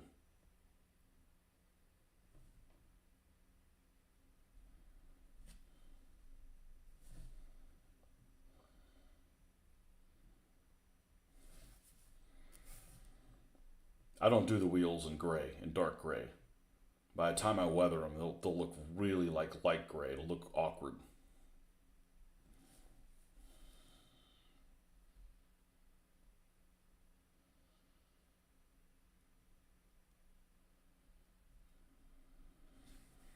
but there was a couple of vehicles that I wanted to get that he didn't have, that nobody made a file for them yet, or at least he didn't have the access to those designers that had that file. One of them is a Marmon Harrington Mark II. But a lot of those Marmon Harrington Mark IIs, they upgun them by adding, like captured Italian 20 millimeter cannons and stuff like that. I think the Marmon Harrington Mark II originally came with a boy's anti-tank rifle and a machine gun side by side, I think.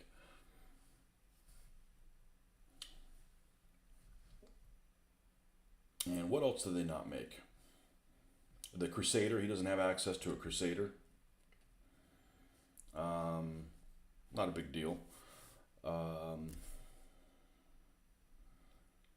else did they make? An SDK of Z11.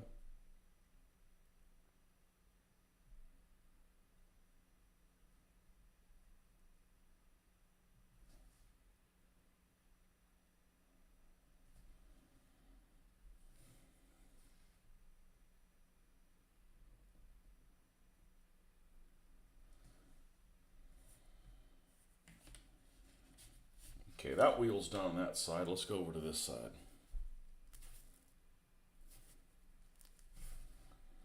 This craft paint actually thins really well with water.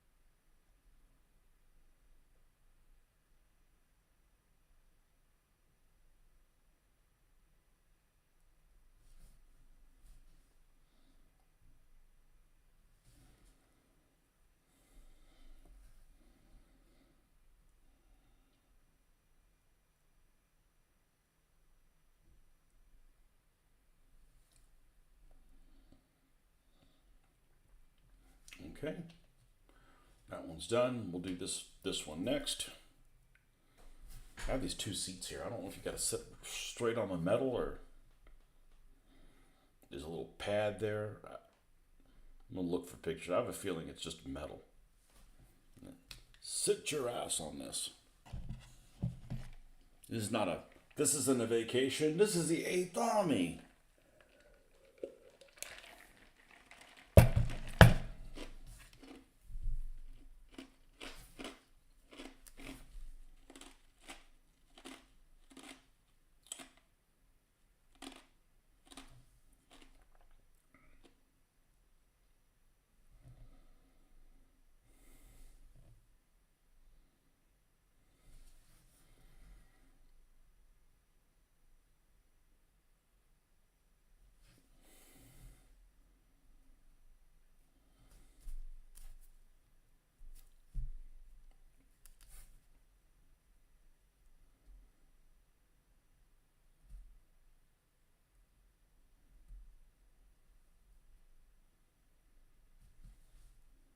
Yeah, these are different. These are different tires than the one that's on the prime movers. It's on the tractors.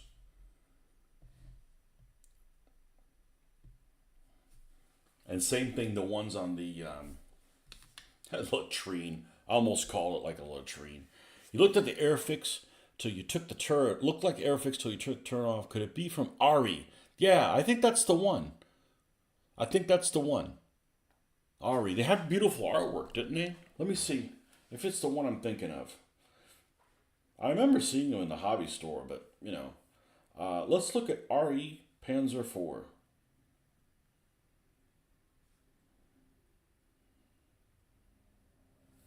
Images. Yeah, I think it's this. I mean, this is beautiful artwork. Let's see. Let's visit this page. Diorama set Panzer IV-G. This is then it's listed in here. I die or Eidai. Eidai. Yeah, this. Look at this. That's beautiful artwork.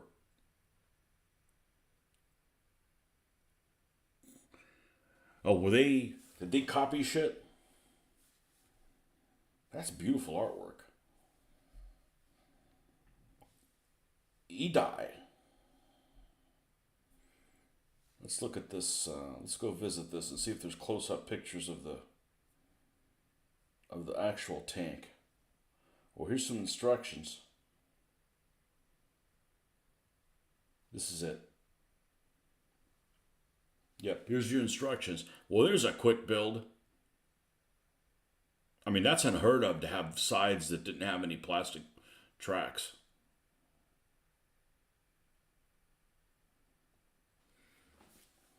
E-die, I-die.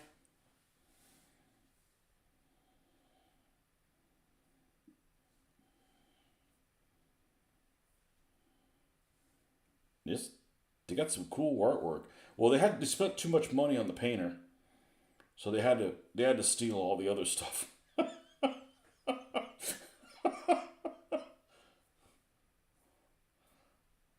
It didn't show me the. I don't know why I can't.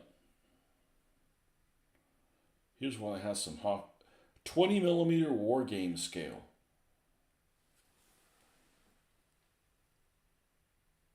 That's actually pretty cool. I'd see that as a kid and be like, man, these guys are cool. That's how they get you. It's wearaboo bait. Like, where's all the Allied stuff, man? They need somebody to fight. Okay, here's the German secret strong point.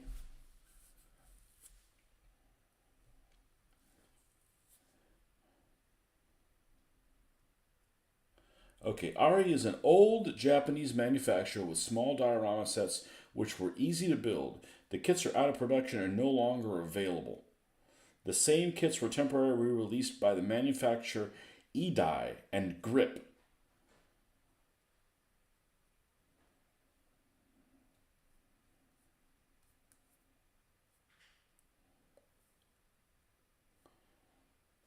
Okay, diorama set, black box. Show me the strong point.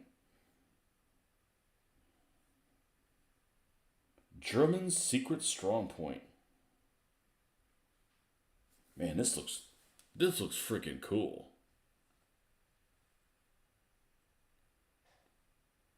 I wanted that strong set so much in the 70s. Our local Brian Sheriff's shop had one, but it was too expensive. I get it. Things are expensive when you're a kid. Oh, man.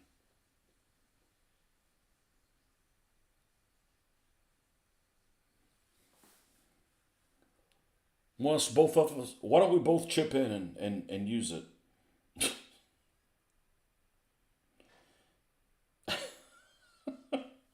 I don't know. It's probably a POS now, right? They could probably paint up okay.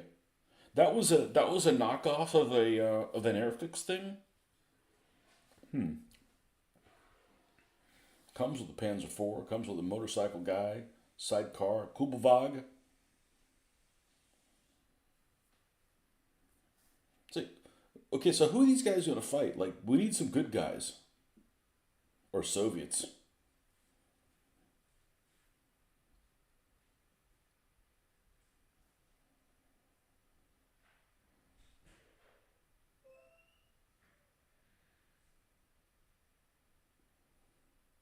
Yeah, that looks a lot better than the.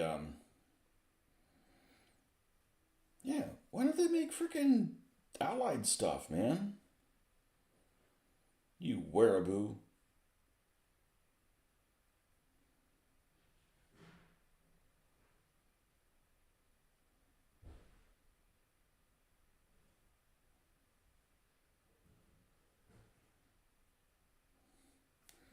Grip. V2 rockets. Anybody bought any of those four? What are those things that are being pushed in China right now? Those 4D models or whatever. They claim that they're 1/72nd scale. I've thought about getting one of those mobile wagons or the SDKFZ with like the armored cab. You know what I'm talking about? With like a 37 on the back. They can be had for like super cheap.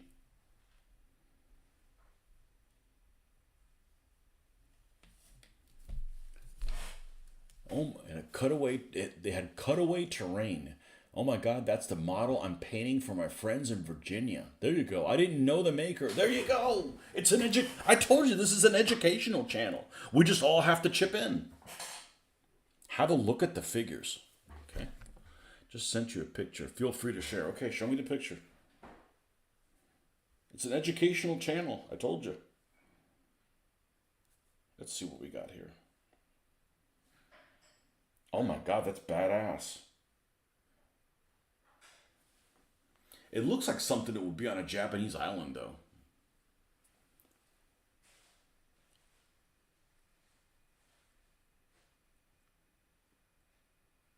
Is it pretty solid or is it damn near hollow? In other words, like if you press down on it, does it go? Does it pop up? You know what I mean? Like, is it wafer thin? It looks really good. You can see there's the split between the top and the bottom of it.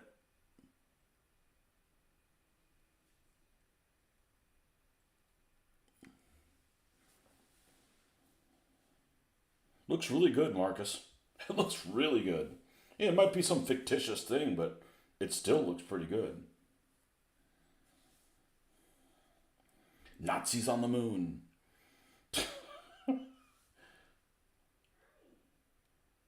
Yeah, you got your little. Yeah, that's freaking cool, man.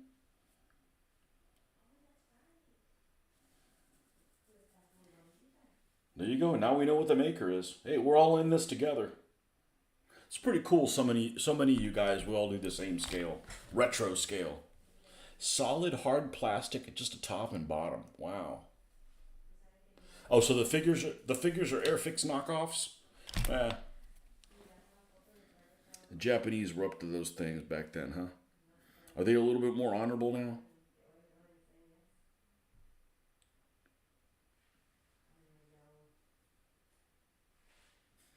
So I'm surfing around on eBay, and I love surfing around on eBay and putting things in my cart and not buying them. Okay, and I came across this thing that's called 1/72nd scale World War II Marshall and Africa Corps soldiers 11 figures diorama miniature. Check this out. That's pretty freaking cool. Oh, Airfix are the Type 1 Airfix Germans. I've never seen Type 1 Germans. Look at this thing. It's like a little.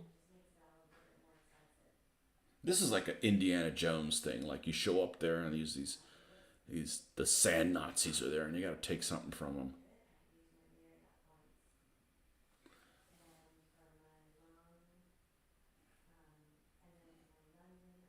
It's a look. It's a little place where you got some guy named Habib and all he does is sell warm beer. And the Germans, these taste like piss, but they drink it anyways. You know, you got one you got one guy out here with a rifle and a pith helmet going like, you know, I just worry about stuff like that. Like if you get it, the figures could snap. You know what I mean? Like there wouldn't be enough flex in the figures.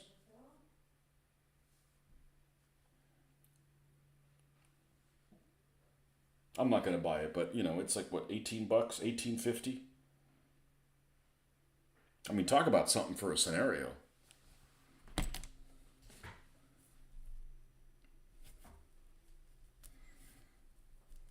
I'll be right back. I use little boy's room. Good stuff, man. Educational.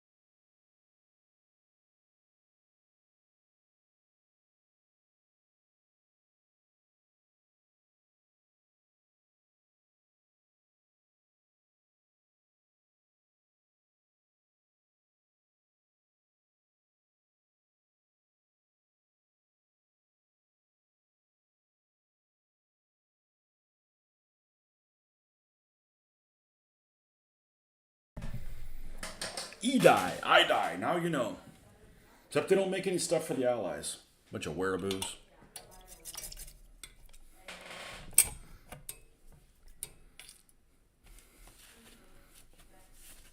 Why do they do stuff like that? Like, why do they make only one side?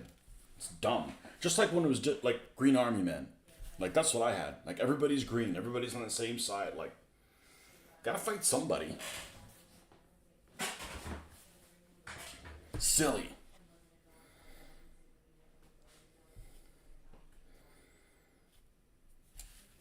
And I had some figures that were based on. I never saw the Matchbox U.S. Army infantry. I never saw them in the flesh. I've never seen the actual figures. But they've got one figure that's kind of like the Airfix German commander. Of course, he's got a helmet on. He's got binoculars on. He's got his hand like waving, right? It's a cool figure, actually. And I had a set that came with like a bridge for the Stomper tanks way back when. And it came with figures, and they were out of scale with the tank. I mean, the tanks are a little bit bigger than 1/72nd, maybe 1/64th or something like that, if you have to put a scale on them. And the figures were probably like 1/48 scale, something like that. But they gave you green ones and gray ones. They were the same figure, though. I mean, so you still had the same generic 1960s looking U.S. figures or whatever. They might have been 1940s or whatever. I don't remember them. I don't remember anymore, but it came with one tank, and I think it was random. Sometimes it came with like an M60. Sometimes it came with a Tiger 1. But I bought another tank of the other nationality so they could fight. None of this, just German tank crap,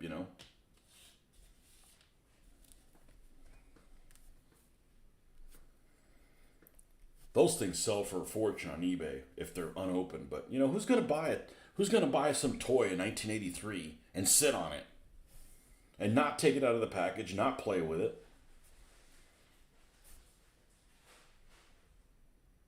I mean, collecting models and never building them makes more sense than collecting toys and never taking them out of the package. You can do what you want with your money, but it just doesn't make any sense to me.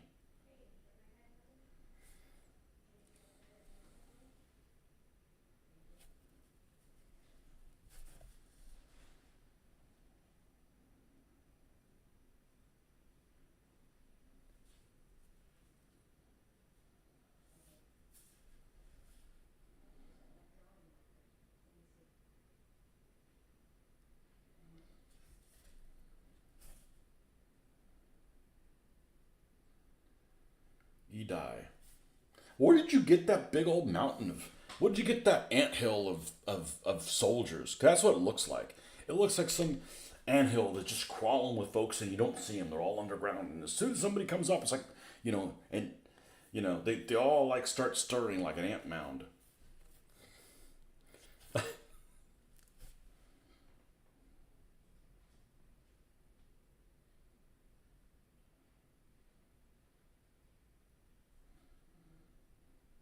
It's like that looks like the World War II version of Keep on the Borderlands. World War II version of Keep on the Borderlands. Like, you see, there's these hills here, and there's all these openings in them. And if you get close, they all start coming out like. Matchbox US and Airfix British paratroopers set seem to be the most common poses that are in the cheapo, newer Army men sets. Definitely wasn't me. We had to improvise for everything, including shoeboxes and wood blocks for buildings. Oh yeah, we use wood blocks for shit. I had the Africa Corps and the Desert Rats. These freaking figures. I had these freaking figures, and the command vehicle for this guy, literally this guy was this figure, was I want to say it was a Tomika, and Tomika was a die-cast brand that was state of the art. It was state of the art because their doors opened. Sometimes their hoods even opened, but the passenger doors open. Now, if it was a four-door vehicle, you're only going to get the front two that get to open. Maybe even you got a trunk to move. And a couple things that were cool about them. That was cool about them. Their wheels looked more realistic. It wasn't like they went and threw the Hot Wheels fat tires on them, no matter what it was. No matter what it is on a Hot Wheels, at least back in the 70s, you got whatever the hell tire. Everybody got the same tire on them. It was all like, it didn't have the appropriate tire for them. But the Tomicas had like narrow tires that were to scale. That you flipped them over, it told you what vehicle it was and what scale it was in. They could say 183rd or 174th or. And so I had this Toyota Jeep. It almost looked like a Toyota Jeep Wrangler that was in buff color, and that's what that dude drove around in. Well, he was on the battle. That was his vehicle, because it just looked like something in. I didn't know it was a Toyota Jeep back then. It was like, oh, it's a Jeep. Like, oh, okay, Desert Jeep. He gets it. I'm like, yeah, Jeeps didn't look like that. But anyways, he was ahead of his time. Major Waddington or whatever the hell his name is. And I had a Tiger tank, the Stomper Tiger tank, and an SDKFZ 250/9. It actually looked pretty damn decent. Let me see if I can find a picture of it. The Tiger came in two different colors. It came in buff with gray camo and red brown, and it came with green camo and red brown. Stomper SDKFZ 250. I'm probably gonna have to go German half track. No, yeah, Stomper German half track.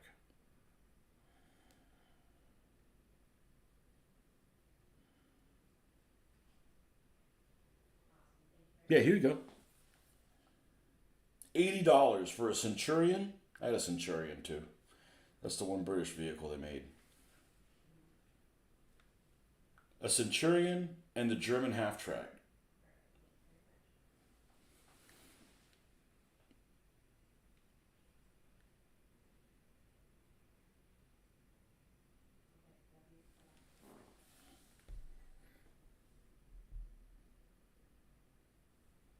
Parts repair. So they want $80 plus $7.30 shipping, and neither one of them works. They're in used condition with a play where half track is missing the motor and one tread. Yeah, I'm like, I thought those were cool freaking toys. They worked on a AA battery. Oh, here's the set I had with a bridge. Of course, I don't think mine was this color. It looks like they painted this one.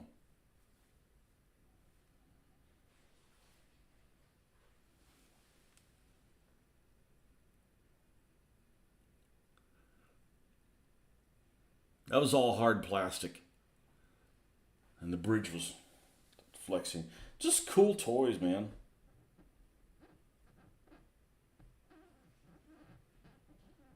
Yeah. Just because somebody's trying to sell this for $95 doesn't mean it's really worth $95.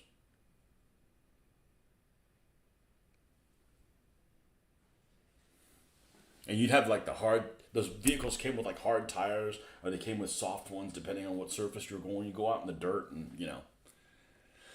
I don't know where my friends got it, but it was sitting in their basement collecting dust, and I asked if I could paint it for them as a Christmas gift.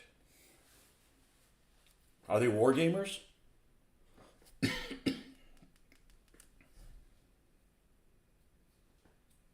Yes, I had that set. I still have the pieces in Virginia. You can list it on Amazon and nobody. On eBay and nobody buy it. Just because it's listed doesn't for a price don't mean there's somebody buying it for that. Doesn't work that way.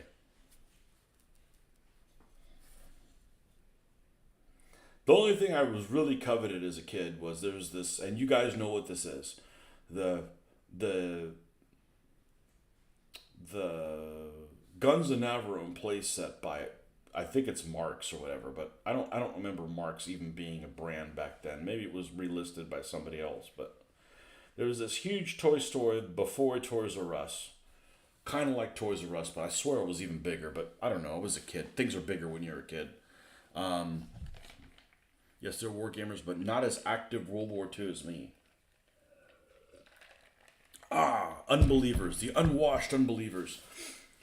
There's this big toy store called Lionel Play World. It was like the Toys R Us before the Toys R Us.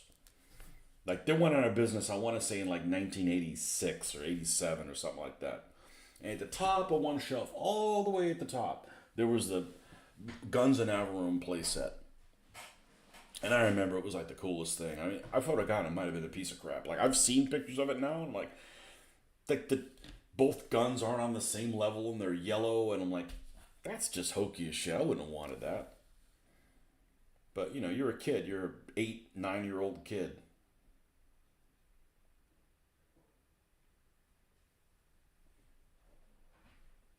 It was one of the few war movies I had seen up to that point. Like I know what that is. They have a bunch of stuff on the playset you never saw in the movie. Like where are all these tanks coming from? You know, it'd be like this vinyl mat you could play in front of the mountain. Like that's not how it works, man. There's like water and then the frickin' mountain, right? Like you can't land tanks in front of the frickin' mountain because there's nothing there. It's cliffside. Like who you fooling? I still wanted it though.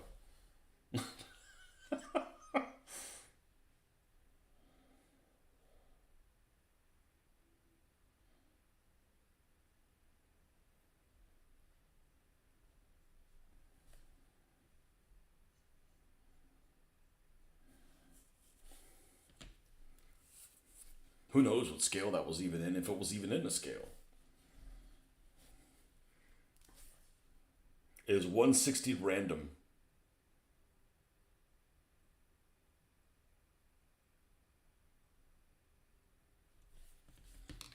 Let me check on one thing.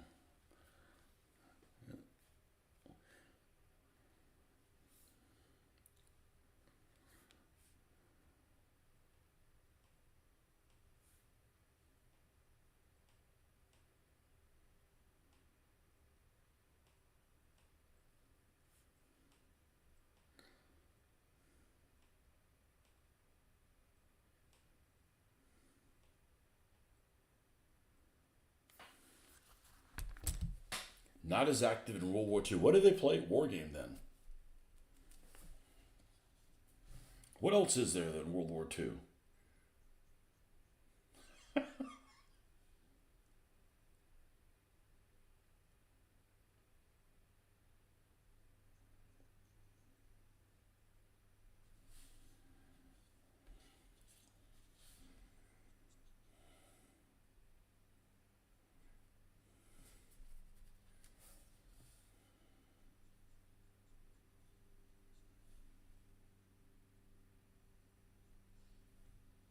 Yeah, I never understand. Like, let's make only one side, not the other. Like, we're gonna play Cowboys and Indians, but we only have Cowboys.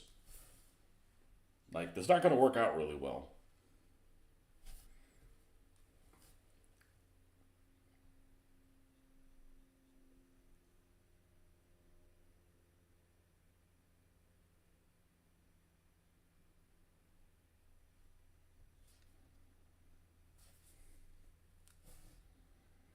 There is.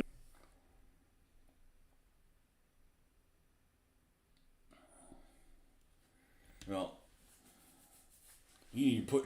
You need to work your magic with those people. Have you encountered any war gamers in New York City?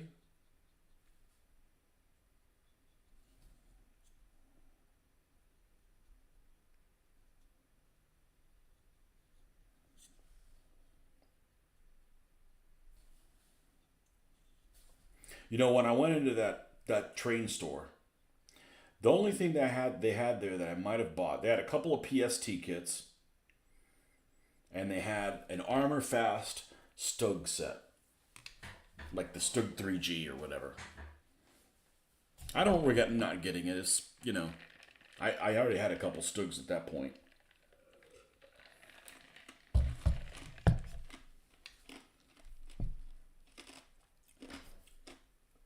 I had to hunt for them.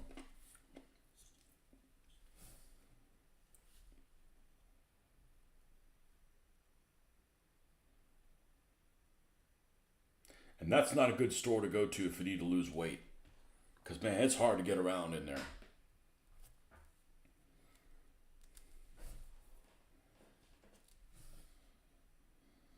But it was also really weird going down those steps. I'm like, where am I going, man? Is this like a speakeasy hobby store? Trying to inspire one is our really good painter and would love for him to get in World War II. I think he's coming around. I have him surfing Chad's site. Maybe he's a good painter, but he picks the wrong colors. You got to watch out for the Warhammer people. Like, I want to paint it bright green. Well, that's not World War II, pal.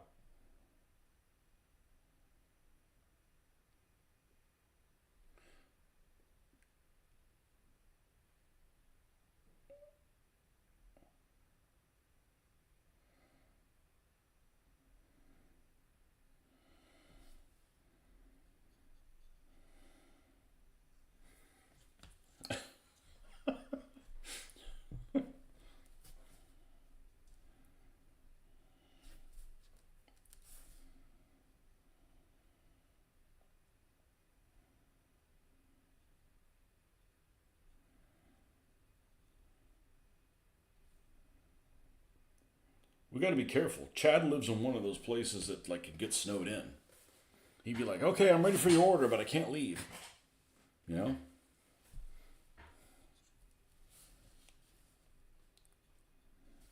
I can't get to the post office.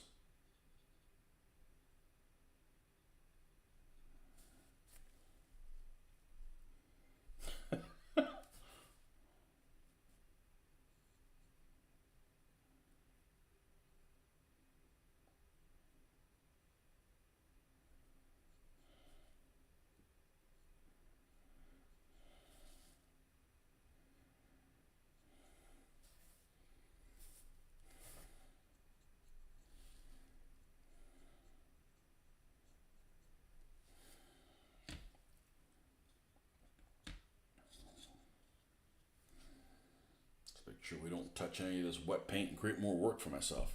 He's a history teacher, so he does his research. He's painted some German late war Fallschirmjäger that were awesome. Italy figures, okay?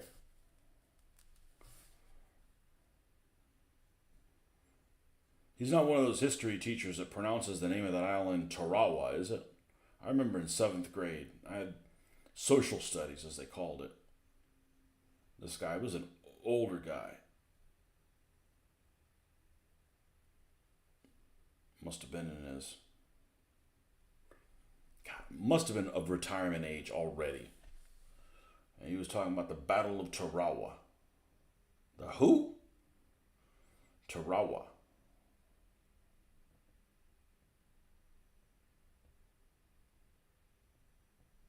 Never forget that. I mean, shit, that was 1983, and I still remember that.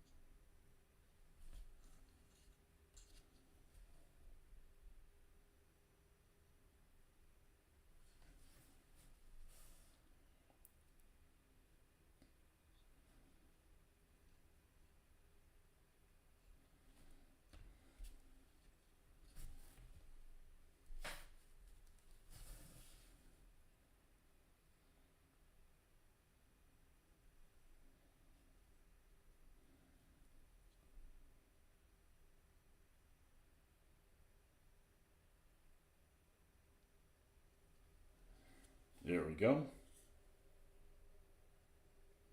And there we go on the inside there. I think we got it went all around all the wheels here. Although I have a feeling those guys would be more like appropriate for like 1940.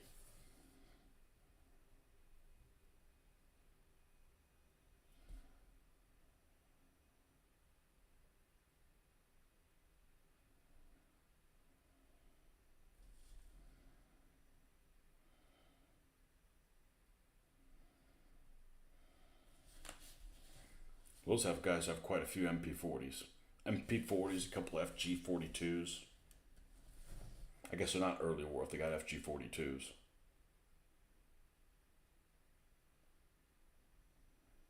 The one guy is whacking somebody with a rifle, hand to hand.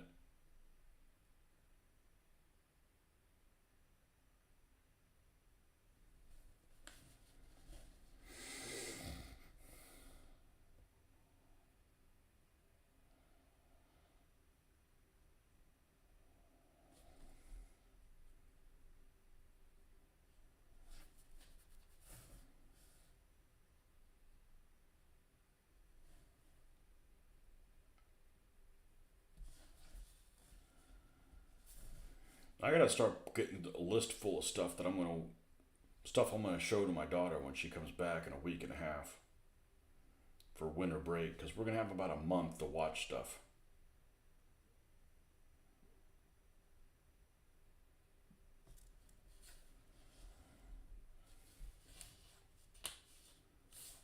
Okay, now I need to come in here, stop this, and finish these two concession stands. Would you like an AP or an HE, sir?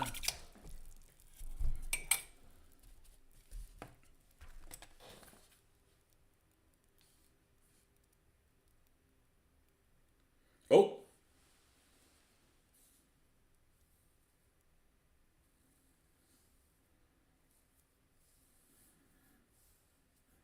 Got a response back from Chad. Yep. Been out of town. Okay. Perfect.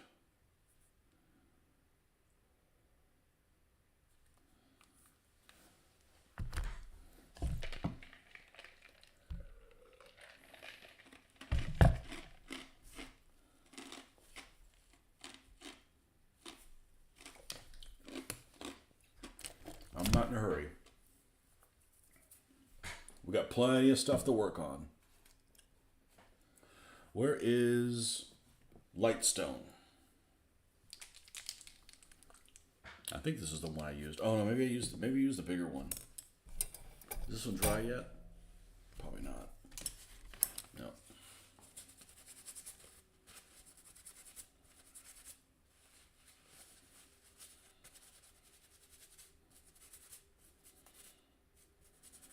A history teacher. Is he into some kind of a history? Is he like big time into some history you're not interested in?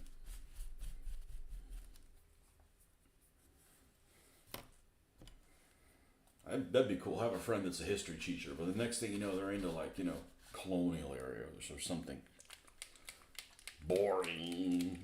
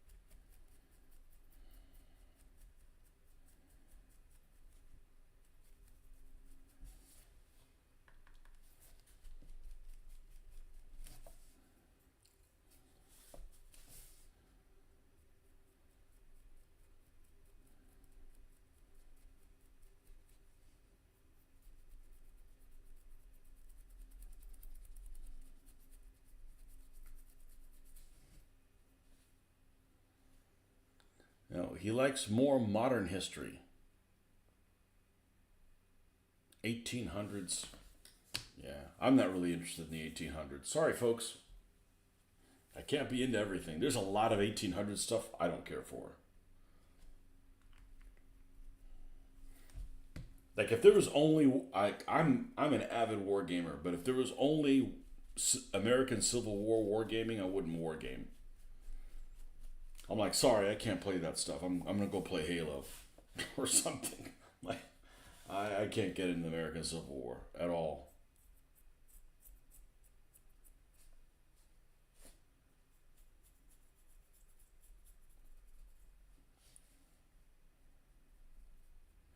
There's periods that interest me least, but nobody war games that. The most popular my catch up for the wargaming period would be American Civil War. I just no.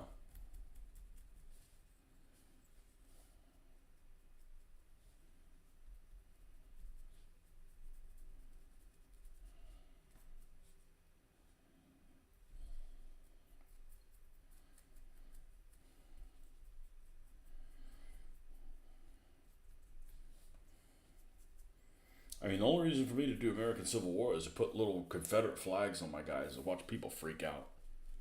Actually, not too many people would freak out in Florida. Probably not in Virginia either.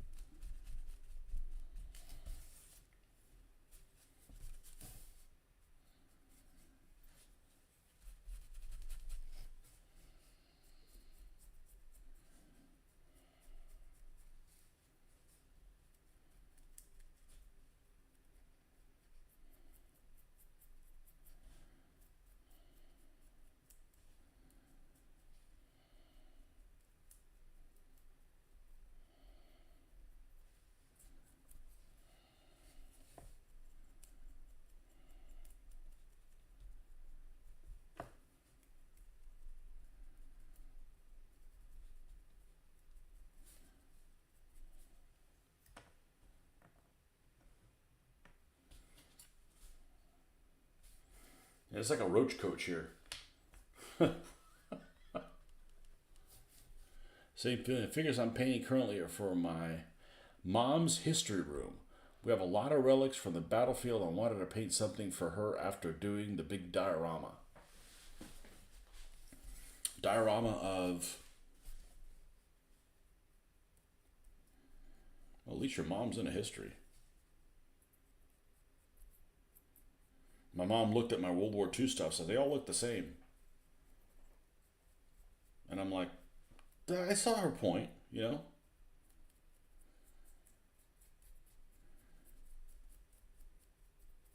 But,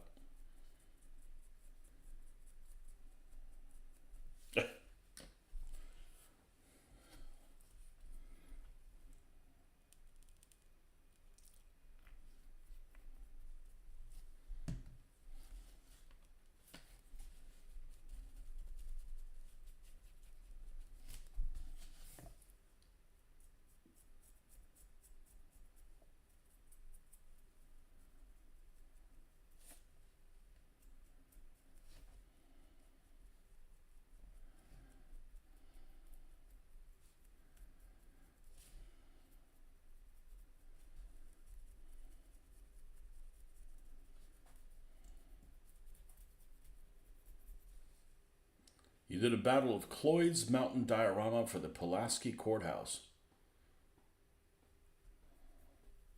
Is that ACW? Yeah, it's got to be.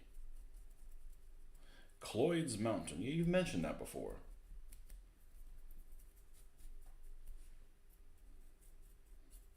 Hey, where's Cousin Cloyd at? I don't know. He's up on the mountain.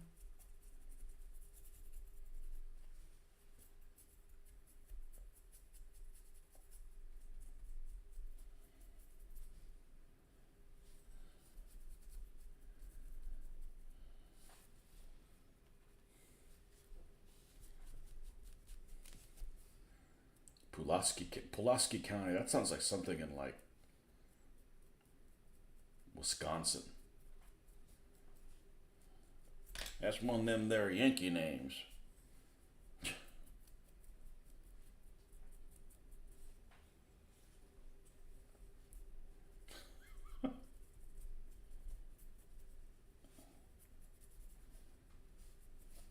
All right. Rinse this thing out.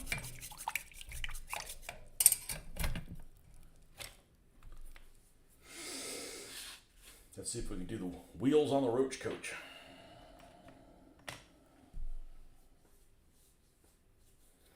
And then what we're going to do is we're going to do the sand gets put on top of it and also pale sand. You know what? The Roach Coach can wait. Let's see what one of these little guys is starting to look like.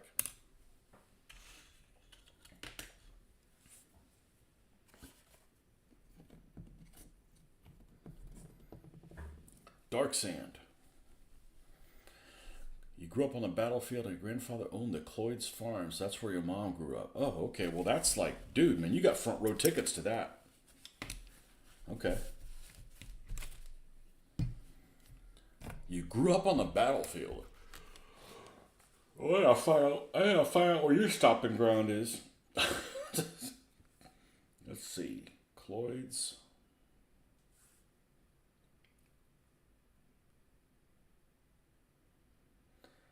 Cloyd's Mountain Landfill. Is that where you're...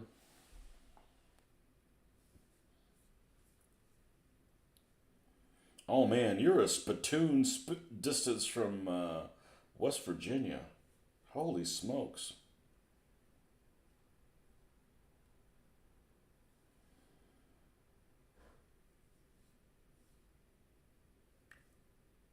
Okay, that must be the landfill. Okay. I'm like, that looks like a fort. No, that's a landfill.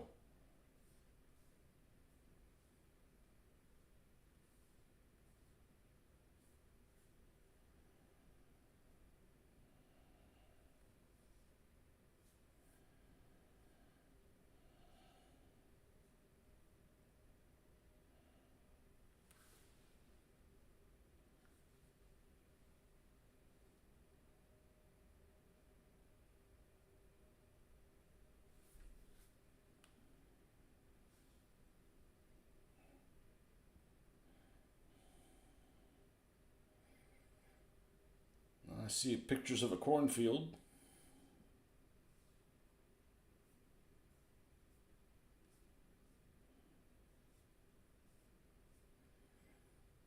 Hilly.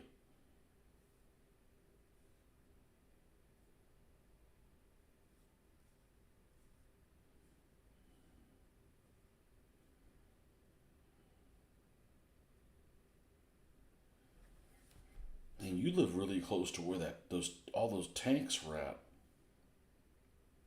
Danville. Danville's where all those tanks were at. Just north of town. I think that place went out of business.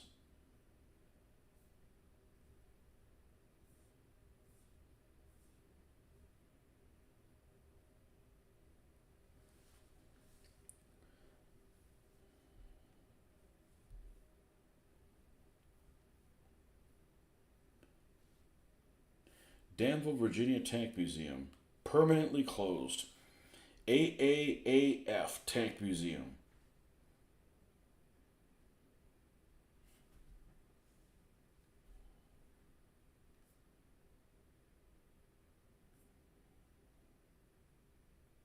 Oh, they wouldn't have liked me there.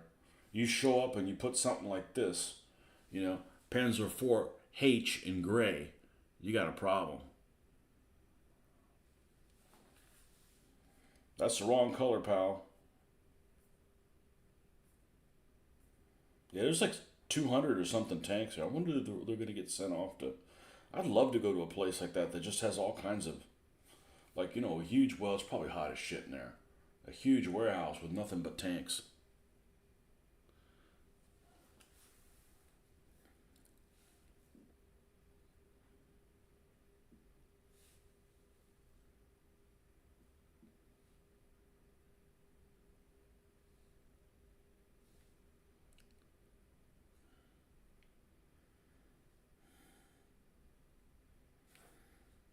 Is that on the battlefield? Yeah, I guess it is. Hey, you live close to that dump on the other side of the tracks. You got a creek back there. Cool. That's some dense woods right there. Yeah, I bet you get snow. Snow is just freaking magical. I don't want to shovel it. I don't want to shovel it.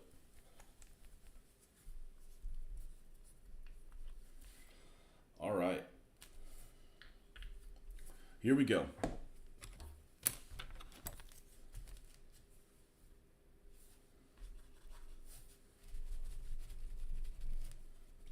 Let's see how this looks.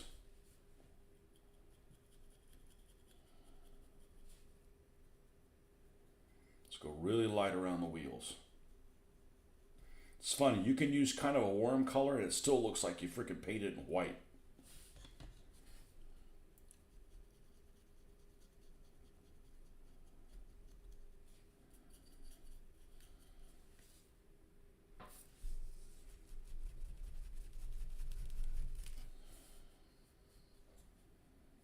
Your family still live there?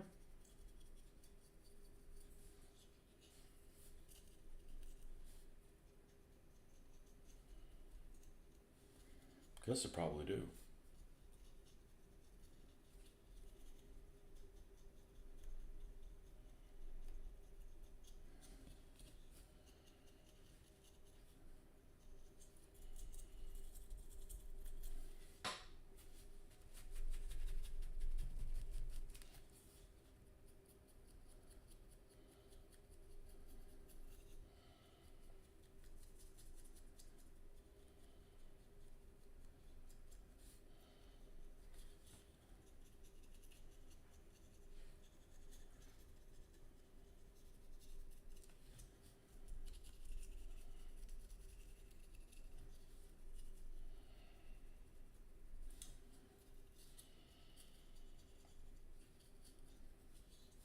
Man, this thing's so darn cute.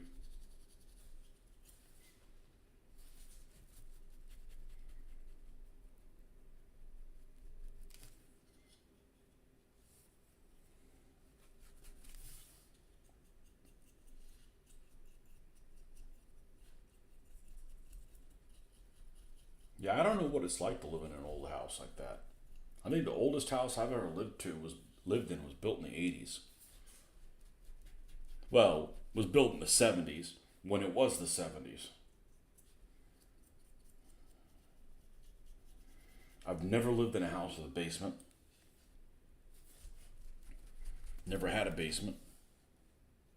Don't know what that is.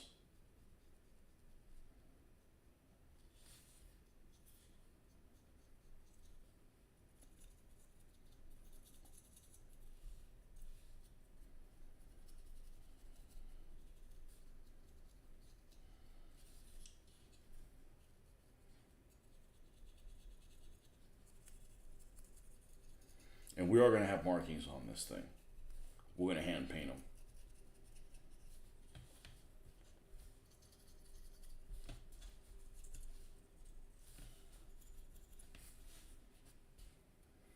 And just to keep things simple, we'll make this one with a solid roof.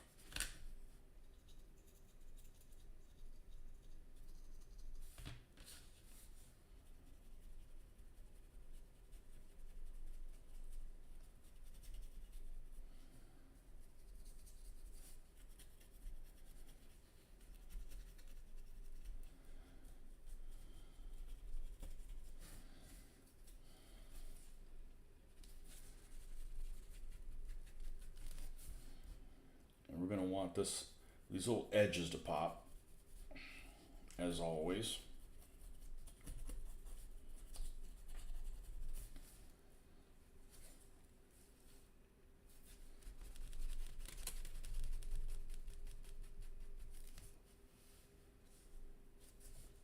YouTube is probably not publishing my response because I provided an address.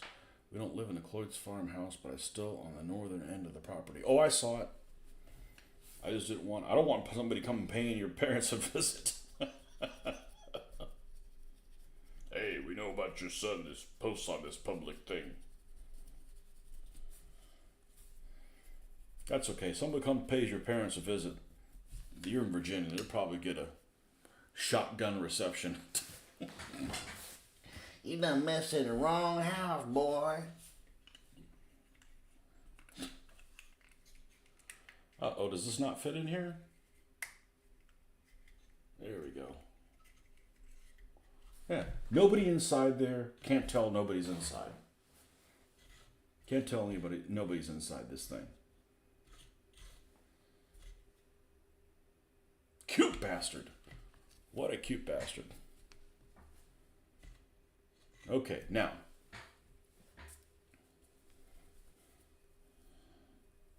Pale sand.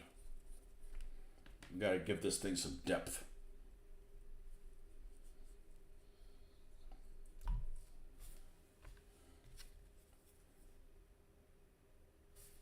I don't know how much longer this thing's gonna last.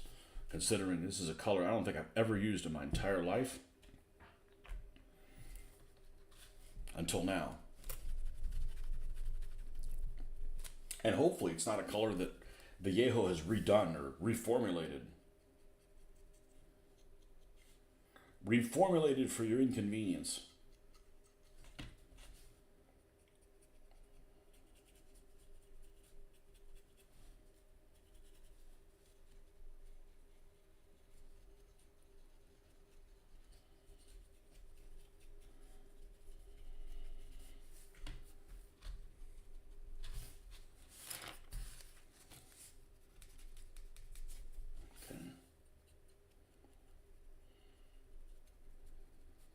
We'll just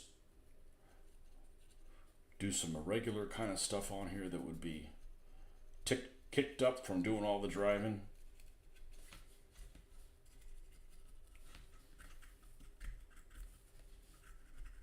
You don't want to encounter anybody in this vehicle. I have a feeling this vehicle is probably geared really, really low. To shift 5 times just to get 25 miles an hour.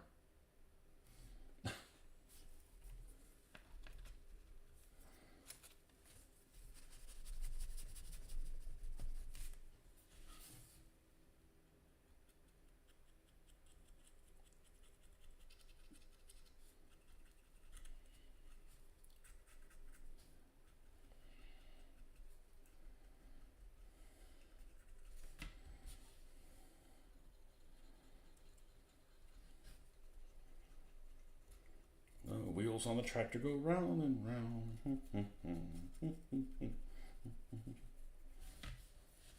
God, this cute little bastard.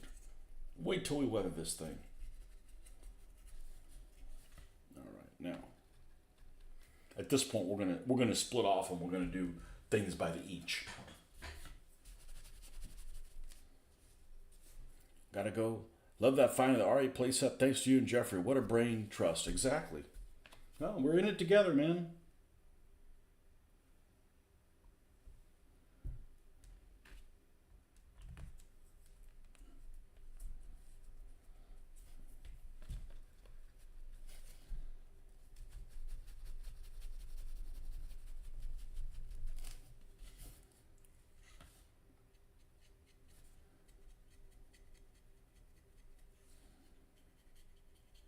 In it to win it.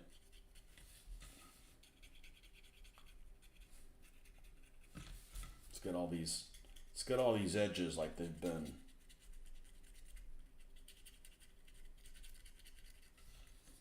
Worn. This is almost like a German vehicle in that it's got so many little angle changes on it. Probably really impractical to build, but really impractical to build in real life, but practical to build like as a model. I always wanted one of these in 1/35th scale. Just didn't get around to building one.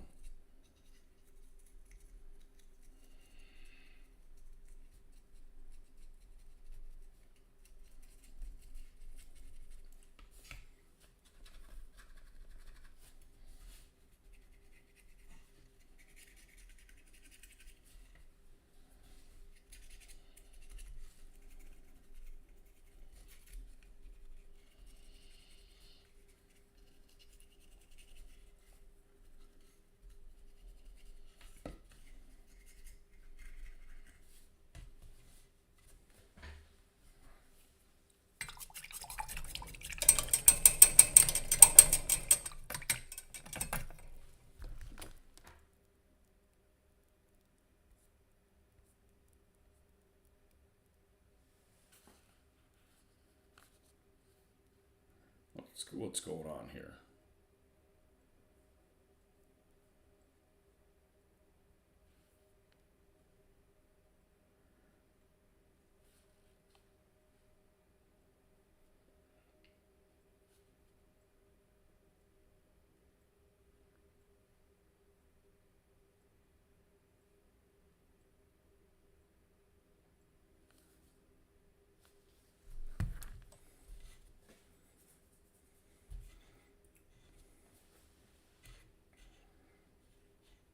Okay. Well, I'm going to take a little break. I'm going to stop this right here. How long have we been on here? Oh, wow. Wow. That was unexpected. I need to get something to eat. And I may or may not be back on later tonight. But anyways, thanks for getting me through falling asleep. And here's how we're looking so far. So it don't look like much, but it will look like much based on how good the A13 turned out. And you start adding a bunch of little drippings and things like that. It starts bringing it to life. So, all right, folks.